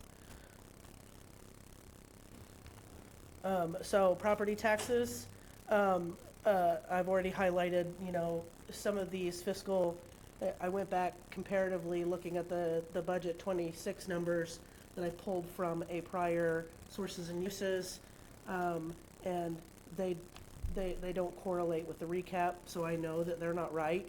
But again, in the effort to move forward, we'll get back to that. I will say that if you want to just jot down as a note, your fiscal year '26 maximum levy actually came in on the recap at about $61.75 million. Your total tax levy came in at $61.6 million, and it left you with an unused levy capacity of roughly $148,000. So again, kind of a grace given, if you will, on those numbers that appear in that '26 column. Just wanted to give you that update as of right now. New growth, we've estimated at $550,000. In fiscal '26, that came in at $361,716. Again, we'll note that Tony and I both firmly believe that the process in estimating new growth could largely benefit from greater input from the experts that deal in exactly what this number is showing us, and dealing with the building and the assessing departments to better estimate that number going forward is something we both feel is an important piece to add into the process and practice. And just as a side note too, I did look up, Tony and I had a conversation earlier, and new growth that's in the tax rate recap is based on the certified property changes from the prior year. So what's in the recap is real data, even though the fiscal year is still underway. So you might see in the fiscal year '26 recap a number, but it's not partial, it's real, it's a full real number. So just to make that kind of full circle. Debt exclusions, you'll see listed on here. And if you don't know debt exclusions, they actually will allow us to have a larger levy, a larger tax levy. Excluded debt is voted to give us that increase in our available tax levy. So the current number that you see on here for fiscal '27 is just shy of $6.4 million. What I will say is that that number currently includes existing debt service and excluded debt service that was added in the October 2025 borrowing that we just recently did, and then an estimated portion of a borrowing that the school is intending to do for a new roof. What it does not include is capital borrowings of any excluded debt that would be passed in this budget. It doesn't include any Phase 3A borrowing in late fiscal '26 or any other currently unidentified borrowing needs. So when I say that, what does that mean? The higher our debt exclusion goes, the higher our tax levy can go, right? So the bigger that number gets, the bigger our tax levy can get, right? So it would benefit us if that number gets larger, in essence. It gives us more revenue. John, can I stop you just one second? Sure. This isn't for us, this is for those people out in TV land. Of course. Just because I keep saying this, and every time this presentation thing happens, when you're talking about we just entered into a borrowing, that isn't because somebody's got the ability to approve a borrowing now. That was an action that they took a while ago, and we had not taken action against that. That's correct. So these were borrowings that were approved in prior year town meetings. They sit as what we call authorized but unissued funds, unless and until we borrow them up to that limit that we're given in that town meeting vote. And I say that because it's seductive as an argument when you get to town meeting. This is only going to add the cost of a cup of coffee every couple of days. It's only going to add that to something that they haven't even thought of yet, too, in addition to what they have in front of them. Right. So I want to make that crystal clear, because people complained in January that how come this is a higher percentage than what you just said?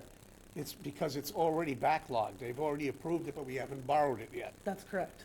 Yes. Yeah, That's all.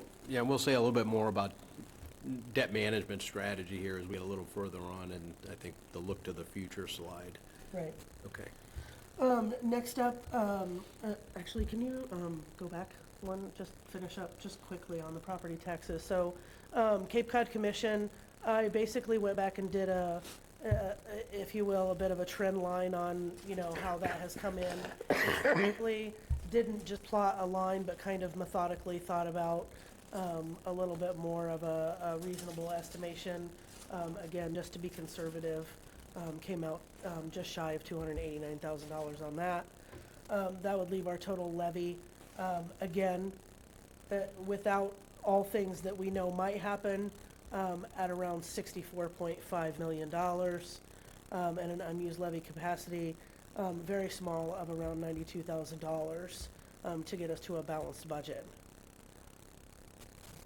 And so next up, local receipts. This was an area, as I discussed, that Tony and I really probably put the most work and effort into calculating, and also bringing into focus what some of the recent approved rate increases how they would impact particular areas. So we have projected for, or estimated for, fiscal '27, a total of $18,761,130 in local receipts. We've broken it down by bucket here. I will tell you that there are three main buckets that include mostly, if not all, increases due to previously approved rate increases, and that's building permits, solid waste, and recreation. And in recreation, that's the rate increases in golf. And the others are largely due to our collective view of where we feel these numbers should be, better estimated based upon our research. Other sources. So this is there are a lot of money that comes in for different purposes. As you know, a lot of it's repetitive, some of it is not. One item I will note off the top, this does not yet include the typical funding from the wastewater stabilization The budget is not finalized yet for the enterprise funds. That is, stand by. It's coming, but because that is not finalized yet, I didn't want to just plug a number. So that is, this number will increase and create additional funding. Comparatively, there's no land funds in fiscal '27. There was 83,000 in fiscal '26. There's less harbor funds in '27.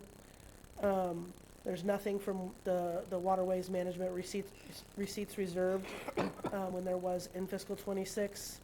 There is a significant increase in the golf receipts reserved for appropriation, due to added debt in the October 25 borrowing for their irrigation that was approved in a prior town meeting.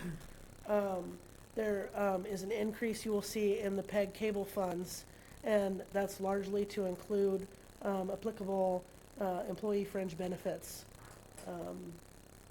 that you guys haven't captured previously. But it certainly can cover that. So betterments certainly needs a deeper dive.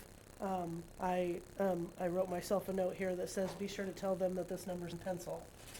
So just note that, that's something that is on my to-do list to get a better understanding of the Harwich structure of betterments. So take that number for what it is right now. Happy to see it go up, Jen. There currently is no anticipated use of old articles, and there is a reduction in free cash for the operating budget, and kind of to come full circle on Tony's point about not using free cash for operating items. So there is a statutory allowance, right, that you can use free cash for funding your FinCom reserve. It is a fund of money that is used for unexpected and extraordinary costs that come up throughout the year. We are proposing that we increase the FinCom reserve fund, and specifically because, and this is something we can get into more detail at any juncture, but I think there needs to be a process shift in how things are handled from a finance perspective in Harwich. And I think that this FinCom reserve is going to play a key role in that. I think increasing it and funding it through free cash helps us to have that leg up to get that process started.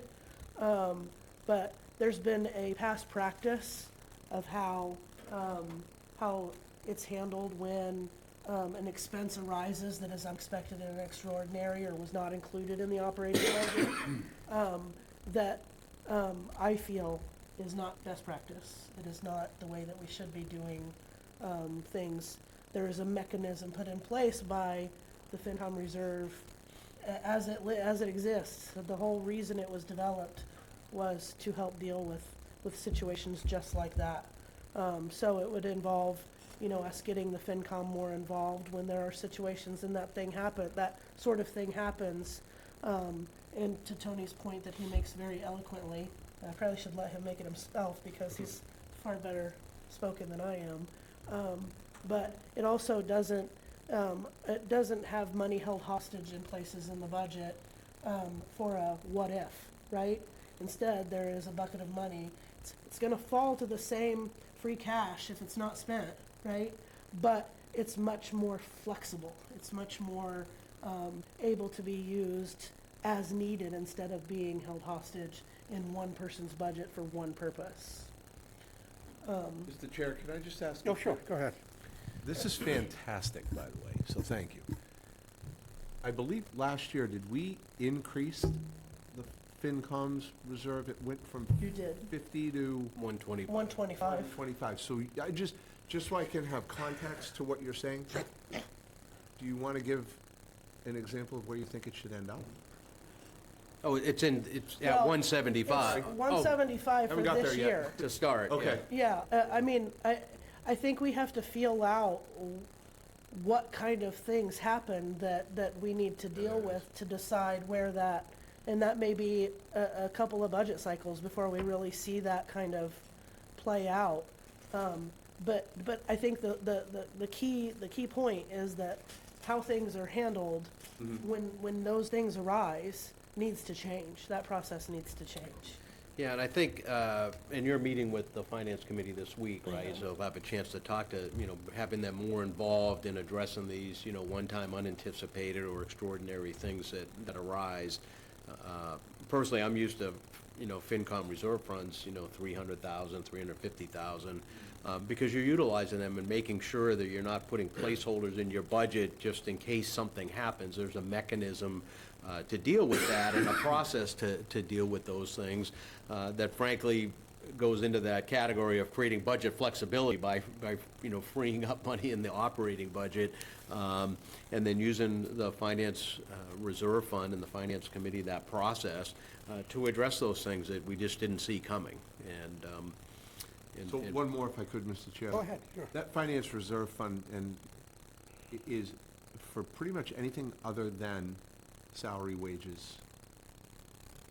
What's the restrictions on that? So you could have a situation, give me an example. No, I mean, if you had an example of, slap me if I get into accounting that I'm not licensed for, but you could have, let's say an employee leaves and you have to pay out vacation, right? I mean, we don't plan for those things. Or you have more than what you expected, then you could go to the finance committee. Or if you have an expense that comes in that it was never anticipated in your expense budget, and you have experience with this in Orleans, and as we were kind of going back and forth, because I hadn't, thought about this in this particular way, and then all of a sudden I saw the value of it, but it's used extensively in many communities and with their finance committee in dealing with these, things that come in that we just didn't see coming. I mean, that's one example. You may have an expense example too, but. Yeah, I mean, there are times when, let's talk Harwich specific, right? You had salary money locked up for a finance director that you were spending the funds as an expense to pay a consultant out of your other professional and technical expenses. It was budgeted as a salary and passed as a salary expense. You can't use that as an expenditure. And so that would be in one of those areas where you could go to the FinCom and you could pull expenditure money into the accounting budget to compensate for an unexpected absence in a position where you're covering it with a consultant, an expense instead of a salary. And to your point, over time, as we begin to use it more the way you're suggesting, we can get a better idea of where the ceiling is. You bet. Correct. Yep. Perfect, thank you. So start small. And I think the overall point that you were making, Jen, and both of you made, but Jen, you were trying to articulate, we need to put better controls in place than were Yes. there. Yes. And then it becomes more transparent for everybody, which is excellent. Yeah. But I also like the idea, or not the idea, the legality of being able to utilize free cash for that purpose, because to your other point, if we don't utilize the 175, or whatever that number is in the future, it just goes back into free cash. So it can Correct. almost just keep recycling It's itself. a risk-free, Yeah. way to put available funds in your Yeah, budget. I think it's an excellent idea. Yeah. It really is. Okay. Where are we at? The next one. So as you can't see it very well on that screen, but so this is an illustration. I decided to get away from a pie chart on this one and do a stack chart instead, just to kind of show you the estimated revenues by source. So this representation shows you the detailed revenue categories. It shows our tax levy is roughly 74.5% of our estimated revenues in the fiscal year 27 budget currently. Local receipts being 21.7%. These two buckets alone represent 96.2% of our total revenue for fiscal year 27. And I gave you kind of the outliers there of the small pieces that add to that in the chart. Town department expenses. So again, we're getting a little more granular here. Detailed. A little more detailed. So general government, we've broken this down, and you'll notice in the budget book too, like there's a whole lot more detail on this for you to chew on. But to kind of give you the brief and dirty here, it's roughly a $5.4 million general government expenditure budget. That's down roughly 4% from fiscal '26. And the reason for that being largely because we removed the wage adjustment, which is a non-operating expense, and we removed the preschool expenses, which is also a non-operating expense. And to Tony's point, those would become warrant articles instead of being in the operating budget. Sure. Because words matter. I just want to make sure that the public knows that we're not creating a volatility. We're just creating bandwidth somewhere, and we're still intending on doing that. Correct, we're just taking it Absolutely. out of one pocket and putting it in the other. Correct. Yes. Yep, and that's all in the budget Didn't want documents. to scare You can- anybody. Yeah, no, you can see that in there. Nope, nothing's going away, just moving. Public safety came out about 14.3 million. And you can see the breakdown there of police and fire, although that's not 100% of the public safety budget, it's a whole lot of it. Public Works, 7.6 million, up a small, roughly 0.5%. Culture and Recreation came in at 4.6 million, that's down about 5.6. The large caveat there of what took that down is that we removed dredging out of the operating budget. Again, same scenario, we didn't get rid of it, it's just not, it's a non-operating expense we're gonna move to an article. It should not be in the operating budget. And Human Services, $1.78 million, that went down just over 1%. And this one removed the Human Services grant out of the operating budget, again, into, it shouldn't be in the operating budget, just repositioning. Next slide.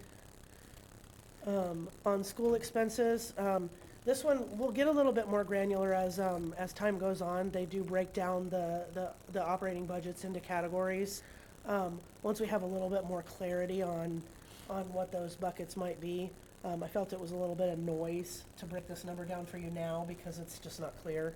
But in total, you'll see that we've estimated the Monomoy Regional School District up about 4.7% to $32.6 million.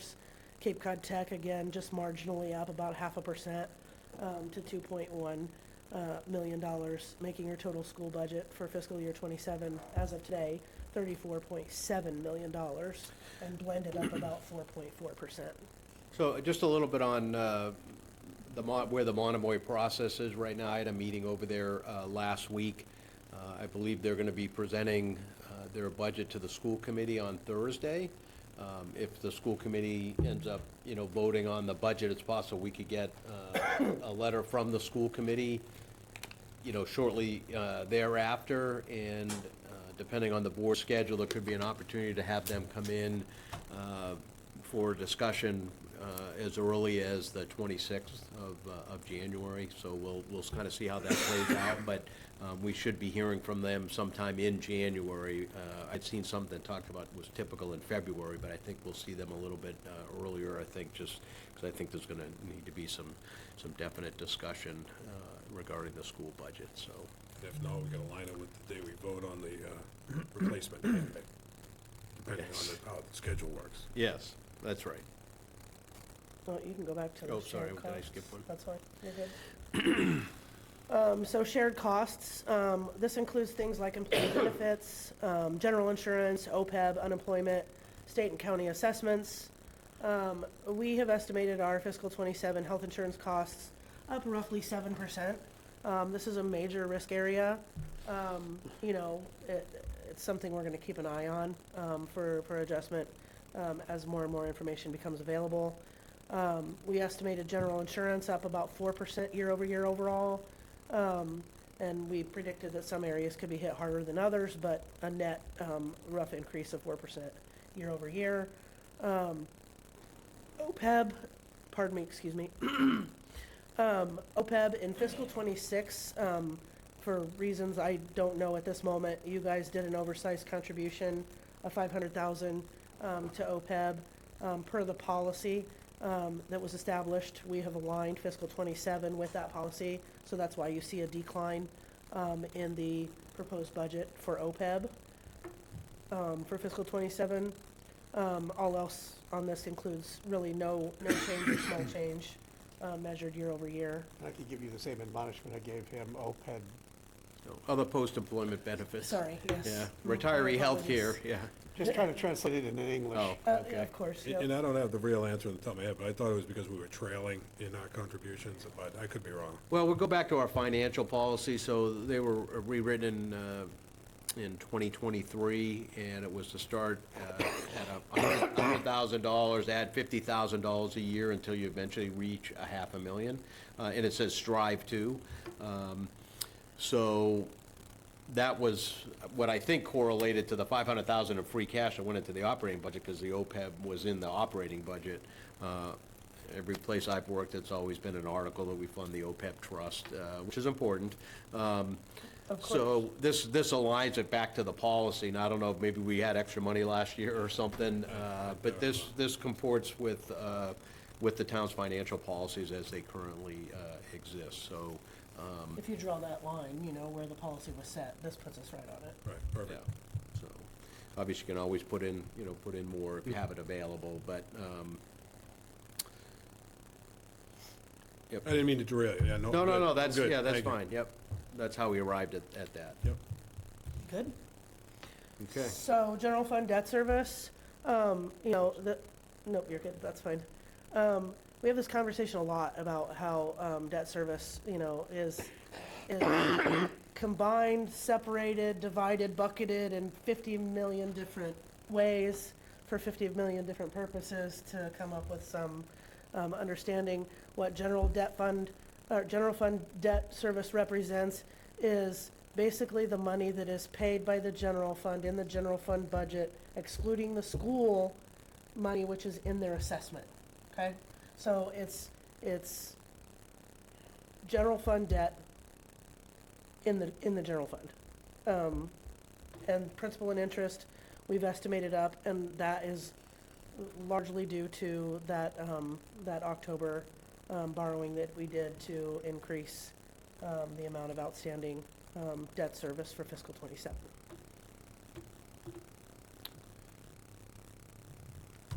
And then this is just the opposite, the expense chart, the sister revenue chart that we showed you before. It shows the operating budget for the town at about 51.3 million, for the schools at 34.7 million. There are transfers out totaling about $550,000 for a grand total budget of 86.6 million, net and balanced to a net zero budget, balanced budget. And this is just, one of my favorite illustrations to show you kind of what the breakout by category is, showing you that large slice of pie that's the education number, public service, and working its way down to the smaller pieces and parts that make up our expenditure budget. Okay, so any questions on that before we shift just quickly to capital? So in this year's capital plan, I know we already got a very extensive briefing from the chair of the capital outlay committee and myself a while back. But just as an overview, there were 23 total projects in the approved plan that was presented to you. You can see the breakout there in terms of infrastructure, transportation planning, technology, and equipment. We instituted a different little flavor to the capital, at least the way we display it, and I think it kind of highlights, I think, a little bit better and a little more fidelity in terms of what was done previously, where a lot of capital projects were clumped together. We've kind of split it out, so we really, we really get a good view of what all the projects actually entail. In terms of the funding profile, so if you remember when the chair was before you from the Capital Committee briefed the plan, but the other part of that, which happens between you and I, is the capital budget, right? And how we divvy up the FY '27 projects, which total just over $7.6 million. How do we parse that out in terms of how we plan on paying for that? And so as we go through this process, in addition to the operating budget, the board, we need to have a discussion and go over and have the board, both the capital budget and, figure out what buckets of money are going to be used to pay for the different projects. So right now, the bulk of it obviously is in free cash, $2.47 million. We had $700,000 proposed for general debt, just a little over $2 million in excluded debt. So if you remember back from the debt slide and sources and uses at the top, Jen mentioned that, the number, going up. What's not in that $6.3 million is $2 million of proposed excluded debt for capital projects. So that number would obviously rise by $2 million if that's where we go. Water waste funds contributing $145,000 million and change from the water enterprise retained earnings. And then under other funding is a kind of a mishmash of there's money coming out of the sinking fund. We're proposing articles to repurpose some capital money unused to help defray the cost of some of the items in the capital plan, and then another big chunk, $600,000, is being repurposed by the water department from the tank painting project that's left over that would help fund their capital project for FY '27. So that's a quick overview on that. I'm not going to talk about each of the. I did put the capital plan in the packet, but it's really this last one, when we get to it, is really going through and looking how we parsed out the various projects for funding in the funding profile. So we'll get to that when the board's ready to have a discussion on how we're looking to fund the $7.6 million in capital projects. All right, we're close to the end. I got one more slide. Just to talk a little bit about a look to the future, just some things that I think are important that we touched on briefly, but I think looking at our financial policy is something that we ought to, take another look at. I mean, there's all different ways to do it. I think both Jen and I agreed they can be better and a little bit more structured in terms of how we want to move forward in the future from a financial policy standpoint, and I think would be beneficial, and again, to reflect current business practices. Sort of maintaining our operating budget within means and structurally balanced. We know that a lot of communities are facing potential overrides and things like that.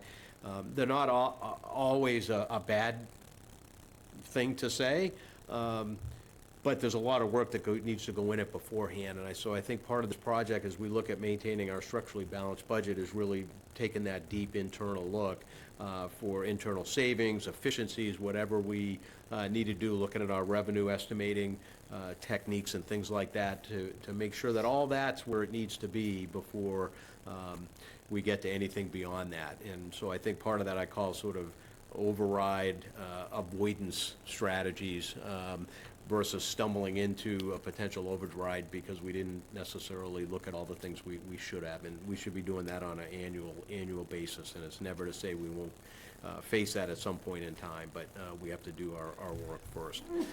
Monitoring the expenditures and making sure the budget is aligned accordingly.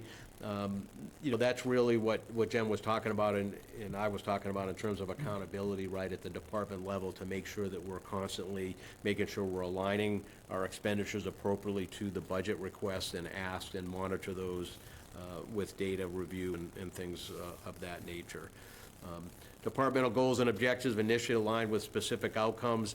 Again, that's a work for the future. If the new town administrator thinks something like that is worthwhile, is making sure we are strategically aligned for where we think we need to be going in the future as a town, as a community, and obviously in various departments and their missions.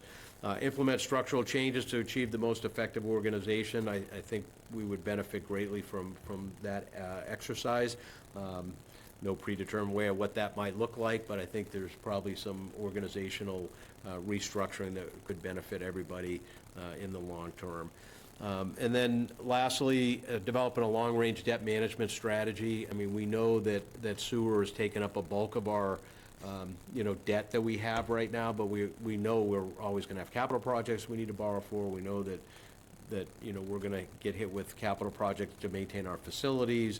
There's probably some new facilities in the future in some way.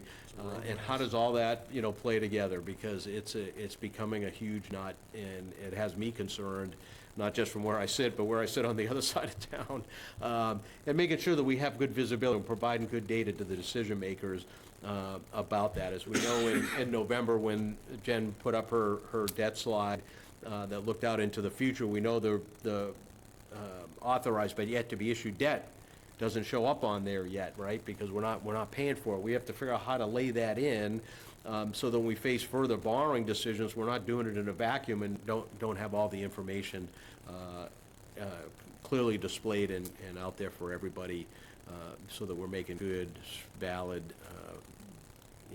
strong financial decisions on some of these bigger things that we have to do. And then, it's not on the slide, but again, I'll say it again, I think the restructure of the school district agreement needs to be front and center over the next, period of time for both communities, really, so.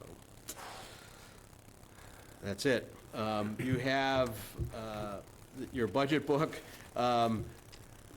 We already talked about some things that might change. If you can, as we go through this process, bring this with you. If we make changes to the sources and uses sheet based on new information, we'll bring those to keep these books updated for you, to make sure you have the latest information.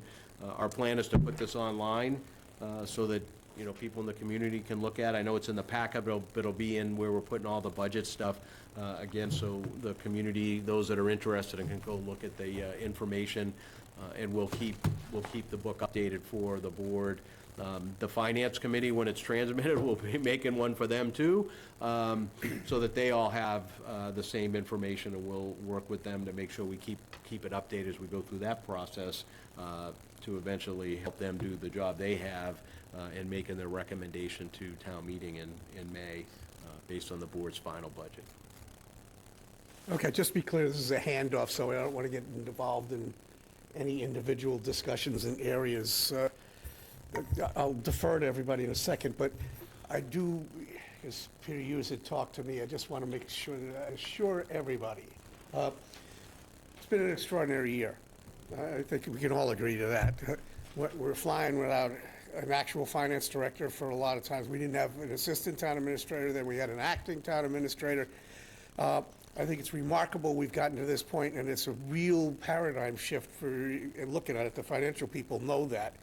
This is big, this is way different than we've done. We have talked about significantly delving into revolving funds. We're not backing off of that conversation, but it's unreasonable to expect these folks here to tear apart the whole budget right now. I am happy with the trajectory we're going, with the promise that we are going to be working together towards that goal. May not be eliminating everything, but it may be identifying that base level of which we'll fund through the budget and make sure that we have auxiliary funds available for revolving funds to operate. But that's a difficult decision to make, because you have to have some policy thought that goes into it. And then she's going to have to tear apart the budget to figure that out. So understanding that, don't be fearful that we haven't done everything. We've done as much as we could humanly do, if you understand what I'm saying. And I look forward to working with everybody so that everybody gets to the place that they want to be at. Well, sure, but you have to come up somehow. Have to come up there? Oh, yeah. Otherwise, you're just doing this and nobody hears you. I have a very brief comment. It still will be briefly not heard.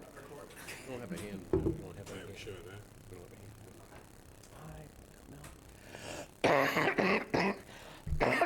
Gives me an opportunity to cough anyway. Either way, doesn't matter. I'll sit. Okay. Just some complimentary remarks, because there's some terms that I heard during your presentation. Could you just state your name for the record, please? Oh, sure. We all know you, but just making sure. Daniel Tworek, West Harwich. And the comments that hit me right between the eyes are alignment, budgetary alignment, performance measures, performance indicators. You're talking about a strategic plan there. Mm-hmm. And that is something that I think the town is lacking. Mm-hmm. Because if you had those things, if you had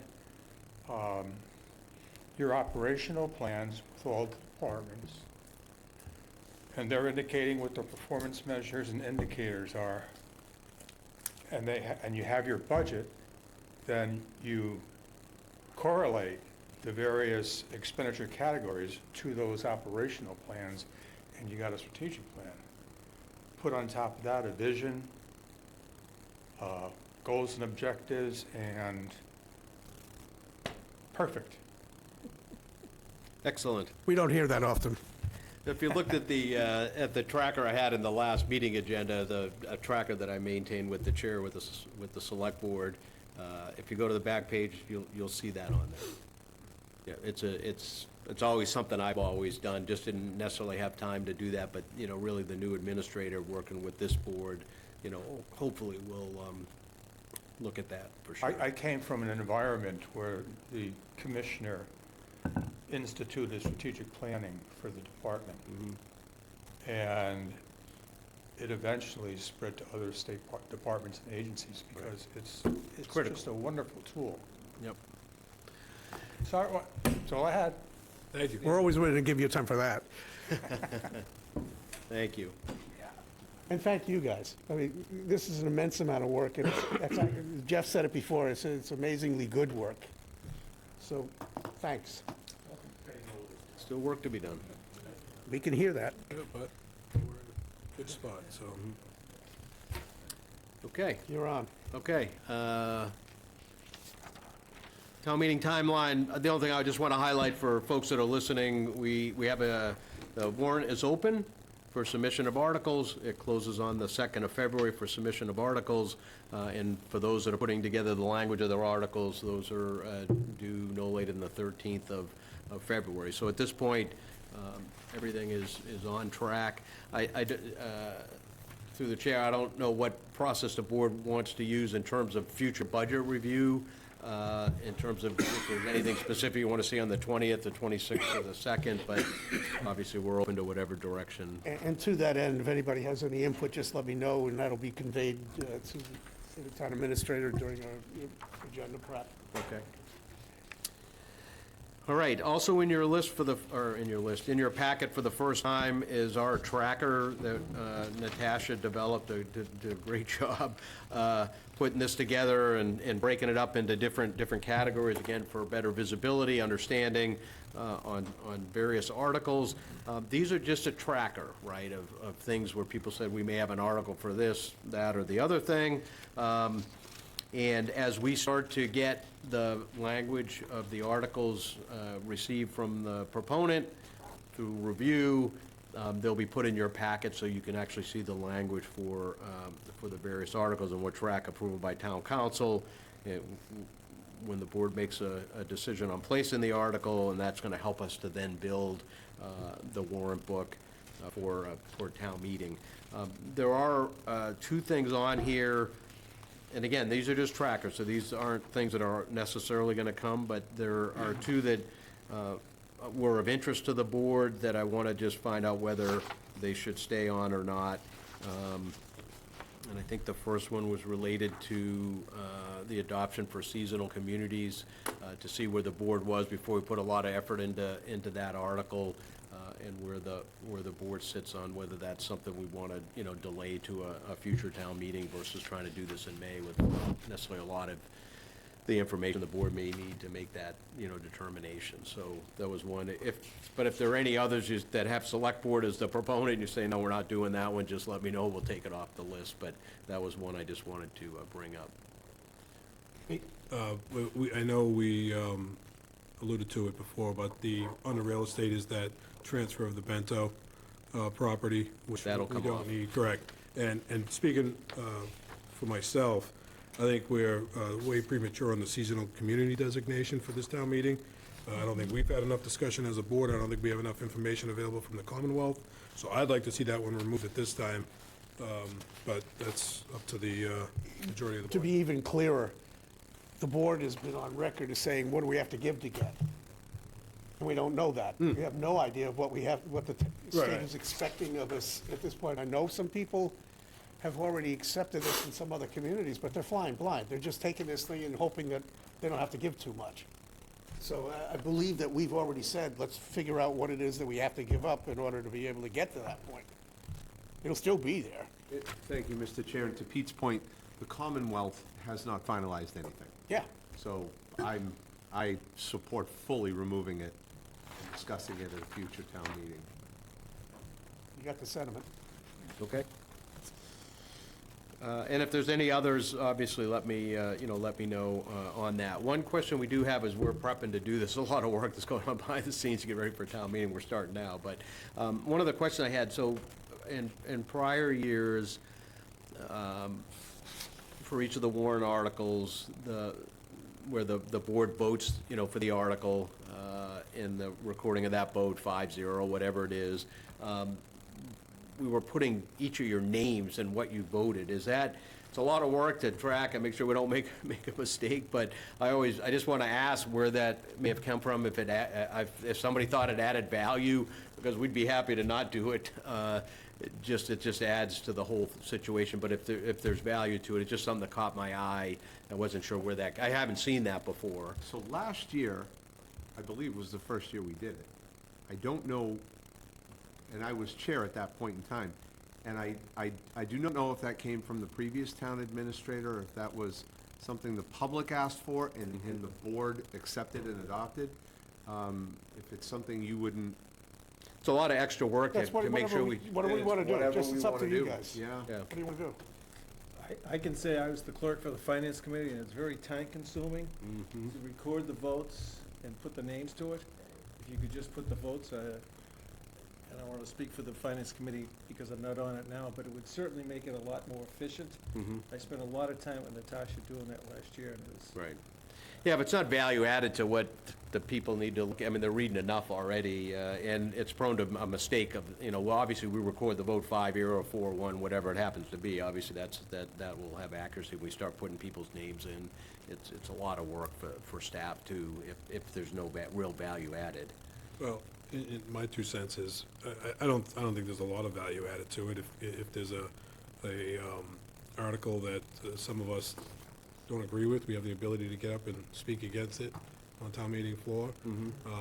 Folks at town meeting have the ability to ask us, Sure. how we voted, Yeah, so. right. Do we all agree, or, Mark, go ahead. I agree. I was just going to bring up something else. When this discussion is done, I'll bring it up. And to Pete's point, I've always felt this way anyway. We all get elected separately. It's not, nobody's got more authority than anybody else. If you don't feel like you want to support something at town meeting, and you get identified as one of the people that doesn't support it, the board's position is what the board's position is, but I have always encouraged people to say, but I don't agree, and get up and say something, because town meeting is really the vote, it's not us. Right. So, go ahead, Mark. The only thing I was going to bring up, and I don't know if it's pertains to the warrant, I spoke to the chair about this. I'm hoping in this budget cycle, we could address the issue of a tree warden. It's in the LCP. All you have to look at is historical pictures of Harwich centers, and you can see what we're missing by a lack of trees. So I just bring that up. We've talked about it for several years to see if that can be addressed this budget cycle. It's all gonna go down to money, right? I think one of the things with those positions, is really, you gotta develop a set of requirements, right? And then look at that requirements and go, okay, does this, warrant, it's not about I the, hate to intercede, but there's no reason to litigate that tonight at all. Okay, other than all you right. just brought it up. So, all right. think about it, that's it. Boy, I won't be here, so I'll pass it on. I was giving you that mulligan, you didn't get out of it. Thank you, I'll take the mulligan. All right, so, I see what it says on the, for the next item for What do we? eminent domain. No, I don't want you to read it just yet, because these are these things that people need to know what the heck it means when they Oh, see it. the background? Yeah. Yeah, we have this tendency to be street addresses or cryptic things like assessors maps and everything. This would be generally have known as the property that bisected the 2 pieces of property that were bought by Marsline Estate, one his wife, one Jim, and bisects the properties that the trust now has. We've identified who would be the actual owner. It's no longer unidentified, owner's unknown, and we are taking an action tonight relative to that property, so people can actually get their head around. It's up on Pleasant Lake Avenue in between the 2 properties. Correct. With that, Mr. Chair, I move that we vote to adopt an order of taking by eminent domain of real property shown on Assessors Map 82, Parcel R5, for affordable housing purposes, and award damages to the owners thereof in the amount of $150,000, and to authorize the chair or his designee to execute any and all documents or instruments as may be necessary in order to effectuate such taking. Second. I'm not going to repeat it, so any further discussion? Hearing none, all in favor? Aye. Any opposed? It's unanimous. And finally, we've gotten to, at least to the beginning of Jeff's yes. Mr. Chair, And why? Mr. Chair, Sorry, Emily Mitchell, Town Clerk. I heard you. Could I trouble you to go back to your article conversation? There is an amendment to the town bylaws that was adopted in 2024 that does require town meeting articles shall be printed in the warrant with each individual's recorded vote. So I think that was the originating source of that change in practice, and I wouldn't want the board to run afoul of the town's bylaws. Now I have to write a bylaw to undo the bylaw saying whose idea was that? I just figured I'd catch it early. I was confident the language was in there. It took me a minute to find it. Yeah, but that doesn't mean we have to carry it every single week that way until we get to the point of what that final agreement was on a vote.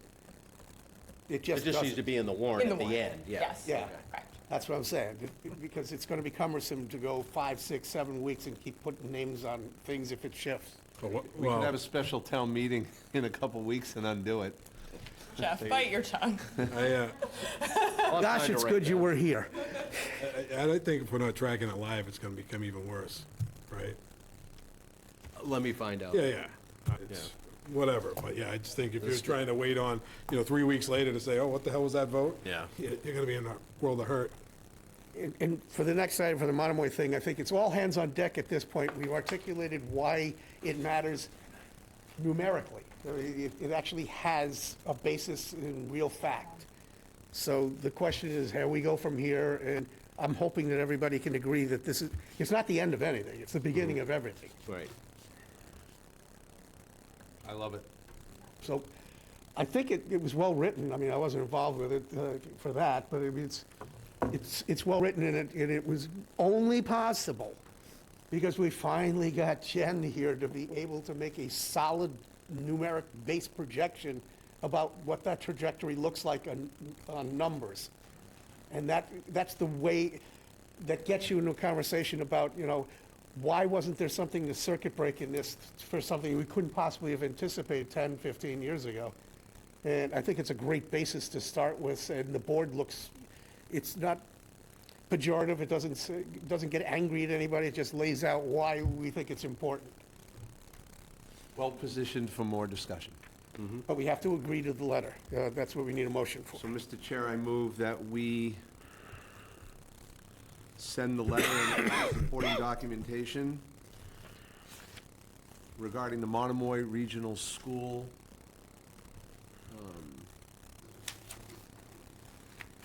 District assessment? thank you, that district assessment to the Adams Select Board for their review. Second? Okay, it's moved and seconded to send the letter as written to the Chatham Select Board for their review and possible response. Any further discussion? Hearing none, all in favor? Aye. Any opposed? It's unanimous. Moving right along. So Town Administrator's Report, I just want to let the board know, I signed an engineering services contract with Ty and Bond.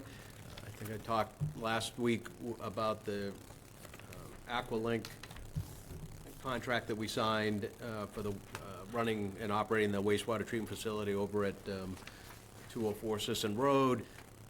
The engineering services contract will allow Ty and Bond to do the engineering report, which is related to the wastewater discharge permit that we have with DEP to get us back in compliance with all of that. And then the future needs to be to take a look at how do we get out from under the wastewater discharge permit to get under Title V, and what's the cost? And, that could be a capital project, depending on what that looks like. So these are really to get us back where we need to be related to that. I just want to let the board know the advertising for the vacancy on the Monomoy Regional School District Harwich representative is on the street. The deadline is Friday, January 23rd, 2026. Mr. Kelleher is receiving any application. I think we've received one so far for that, and that's on the agenda for a joint meeting with the school committee here on the 2nd of February to review any candidate applications and to select that representative. And I think Emily covered how that's going to work coming up for the May election,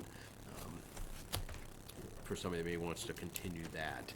I did want to let the board know we received two $15,000 grants that Kara had applied for cultural activities, so $30,000. This goes along with my philosophy when I talk to the departments early on, is one of the things we look at in terms of budgets, can other people pay for stuff that we need to do, right, or want to do, or whatever, whether it's grants, whether there's other opportunities to use other people's money to advance our objectives in various departments, and how do we leverage that so that, again, we can free up our internal funds for reallocation or to do different things and you know, move objectives forward in that regard. So congrats to Kara for getting those two grants, and we will all benefit from the outcome of that.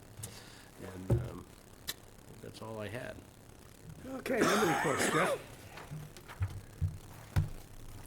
I'm sorry, I didn't hear. Member reports, Jeff. Oh, no, I have nothing to report, thank you. Mark. Nothing to report. Nita. Nothing to report. Pete. At this point, all I can report is I will let everybody know who makes it to the car without dropping to the ground, given our current physical condition. I'll take a, Take odds on me. yeah, I'll take, well, you were patient zero, my I friend. started it all. Yeah, you did. Better now. Okay, I'll take a motion to adjourn. I wait for the ball. Move to adjourn. All in favor? We can celebrate for one day. Thank you. Maybe not, in just You a guys few all minutes. just want attention.